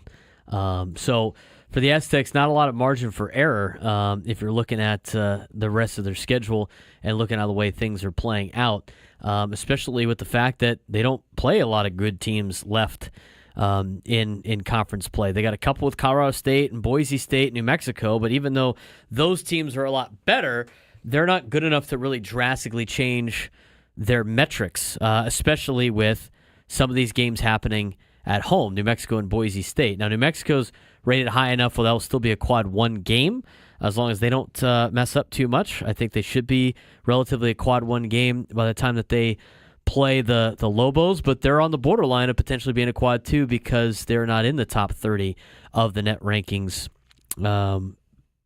playing the game at home. So that would be a quad 2 game, and then Boise State would be a quad 2 game at home. Colorado State is on the cusp of being a quad 1 game on the road coming up on Saturday, but aside from those games, and again, they're tweeners, not a lot of big areas for improvement for the Aztecs in terms of really boosting their metrics, aside from just running the table against the rest of the teams in the Mountain West Conference. But the way San Diego State has been playing against a lot of these teams, playing a little bit too close for comfort in terms of helping their overall metrics with RPI and net. Yeah, it's the thing that's changed, I think, the most, thanks to the proliferation of the computer projections and Ken Palm and everything else, is that this used to be a little bit more art than science. Now that it's very much science, and as such, the Aztecs have been winning the wrong way, and that sounds lousy. I mean, usually the lessons you're trying to impart on college-aged young men in terms of competition, it doesn't boil down exactly to just win, baby, but it's process over results, and hey, get the win. They don't ask how, they ask how many. Well, that's not true anymore. They ask how many, and they ask how. And they ask how within the context of not only the season itself, but what's happened in the last 2 weeks, what's happened in the last month. And so in a lot of ways, the escape from Air Force, the escape from the San Jose State game, and then the late collapse against Wyoming, those are 3 wins. But it feels, Braden, like they're being counted as like at least 1 3/4 losses.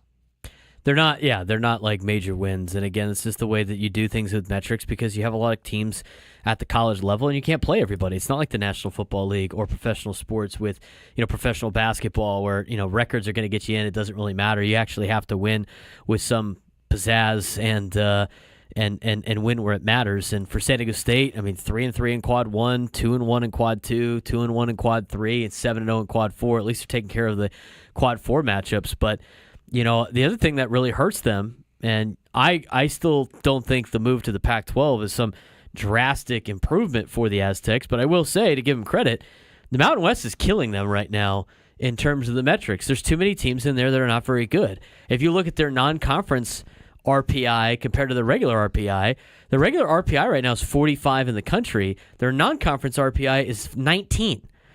To tell you just like the teams that they signed up to play compared to the teams that they have to play as part of their conference. You look at the strength of schedule. strength of the schedule this year for the Aztecs, 54. Not bad when you consider there's over 300 teams in Division I college basketball. Their non-conference strength of schedule is 7. 7.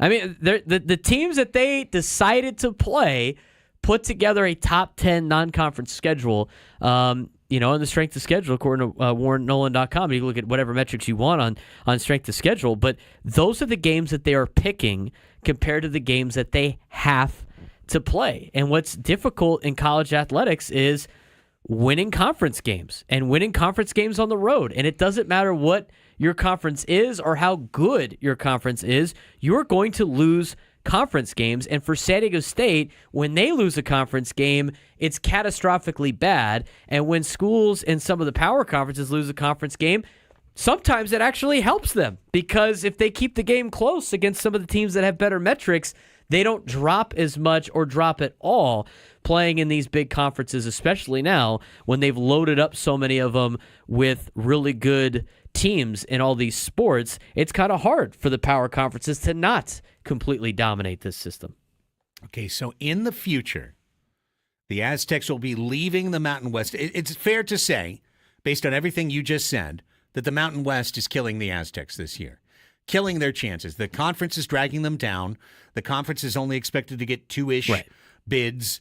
And the nature of the conference with a 20-game schedule, all of the mountain teams, all of the travel, the altitude. That makes it even worse. Right. It makes it much more of a luck box conference where you're probably going to fall into some losses that in other situations you might not. Now, going forward, we've got the Aztecs, Wazoo, Oregon State, Boise State, Colorado State, Fresno State, Utah State, Gonzaga as basketball teams. That's a better conference, right, for basketball? Yeah, it's way better. I mean, the only team that's really bringing it down is Fresno State, and they're just bad in general. But Utah State is top 50 in net and RPI. Boise State is top 50 in net and 65 in RPI. I mean, you look at Gonzaga, who they had already played this year. They're 13 in the net and 42 in the RPI, and you always know Gonzaga is going to be a top-level team in college basketball.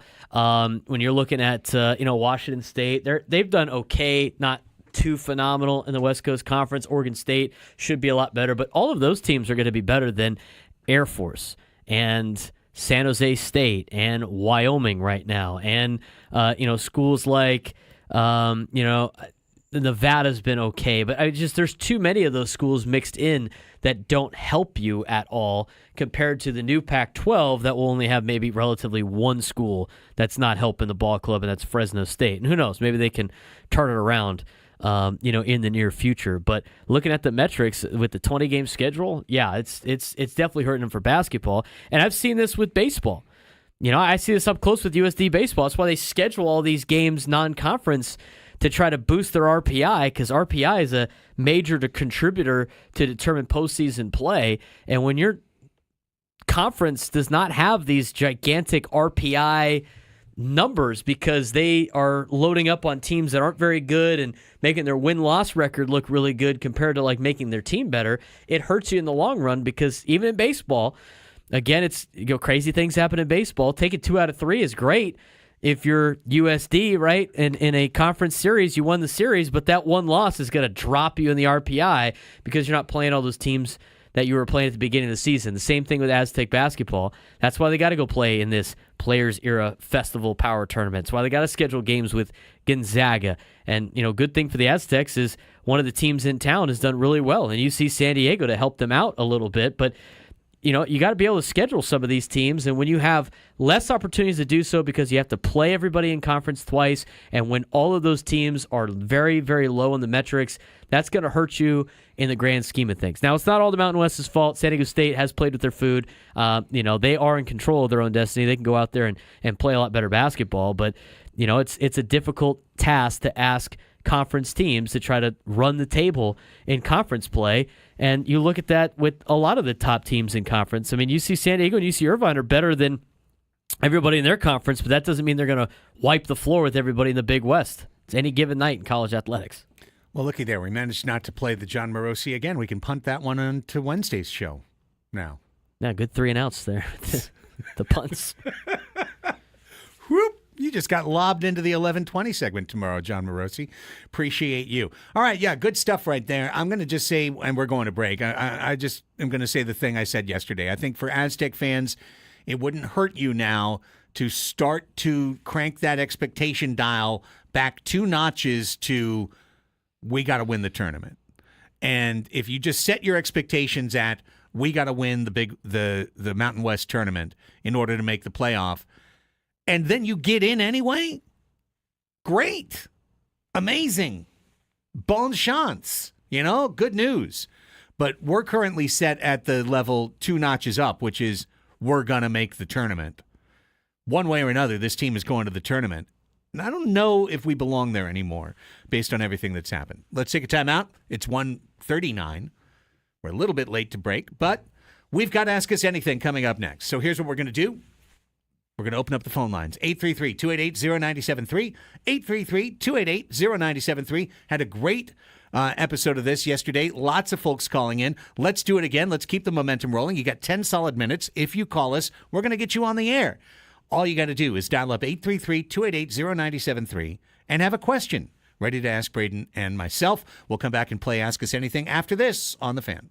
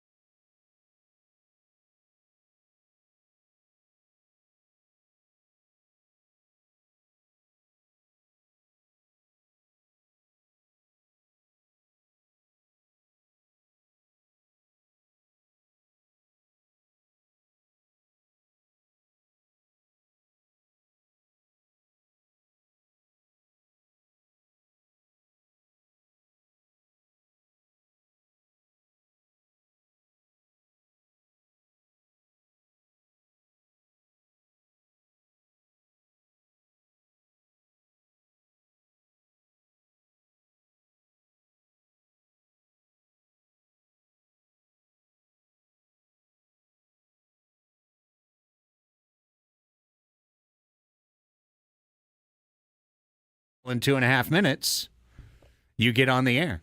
Everything cool? We're back. All right, good. Hey, y'all.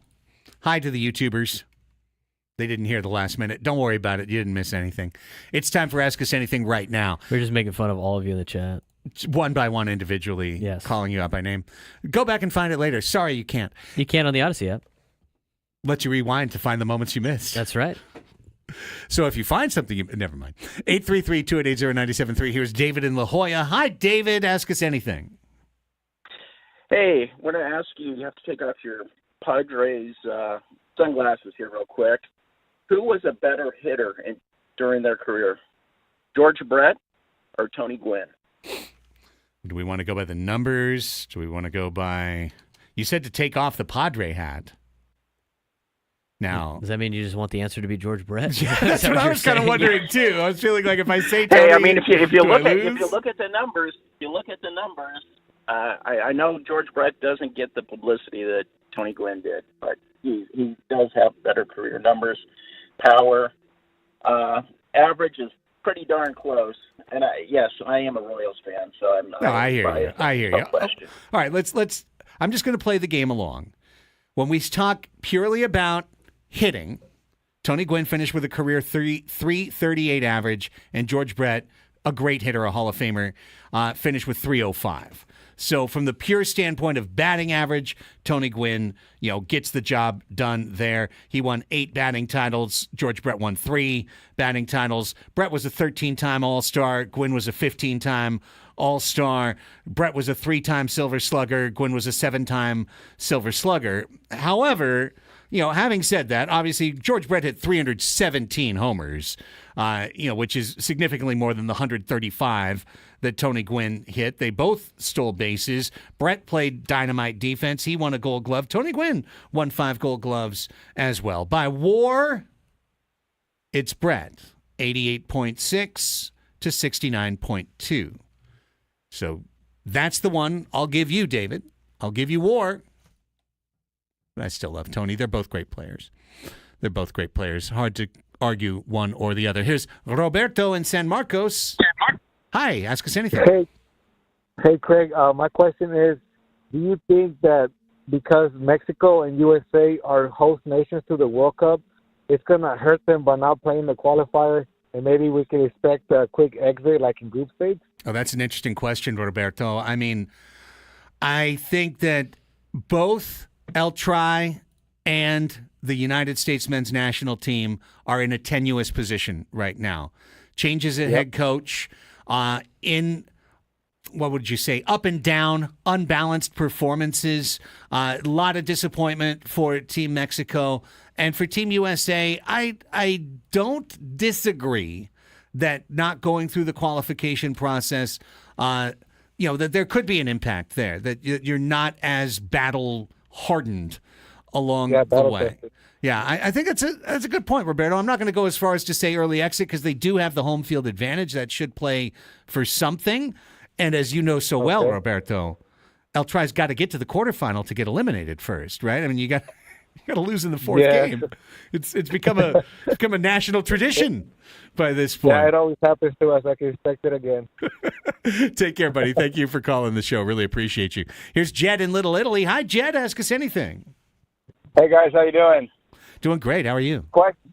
Good. Thank you. Question is, if pitchers could pitch every single game, it's kind of like the quarterback position, who would you want your franchise pitcher to be? Oh, wow. So, in other words, we're eliminating the idea of fatigue.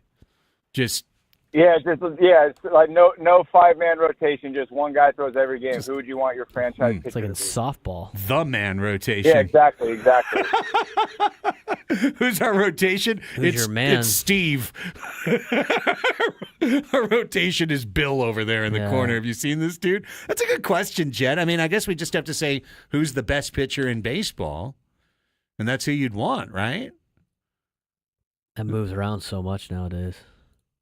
Who's the current best pitcher in baseball? Yeah, a year ago it was Alcantara. Now he's hurt. Who would I pick? Who would I pick to start every single gosh darn day? That's a tough one. Get a two-way guy.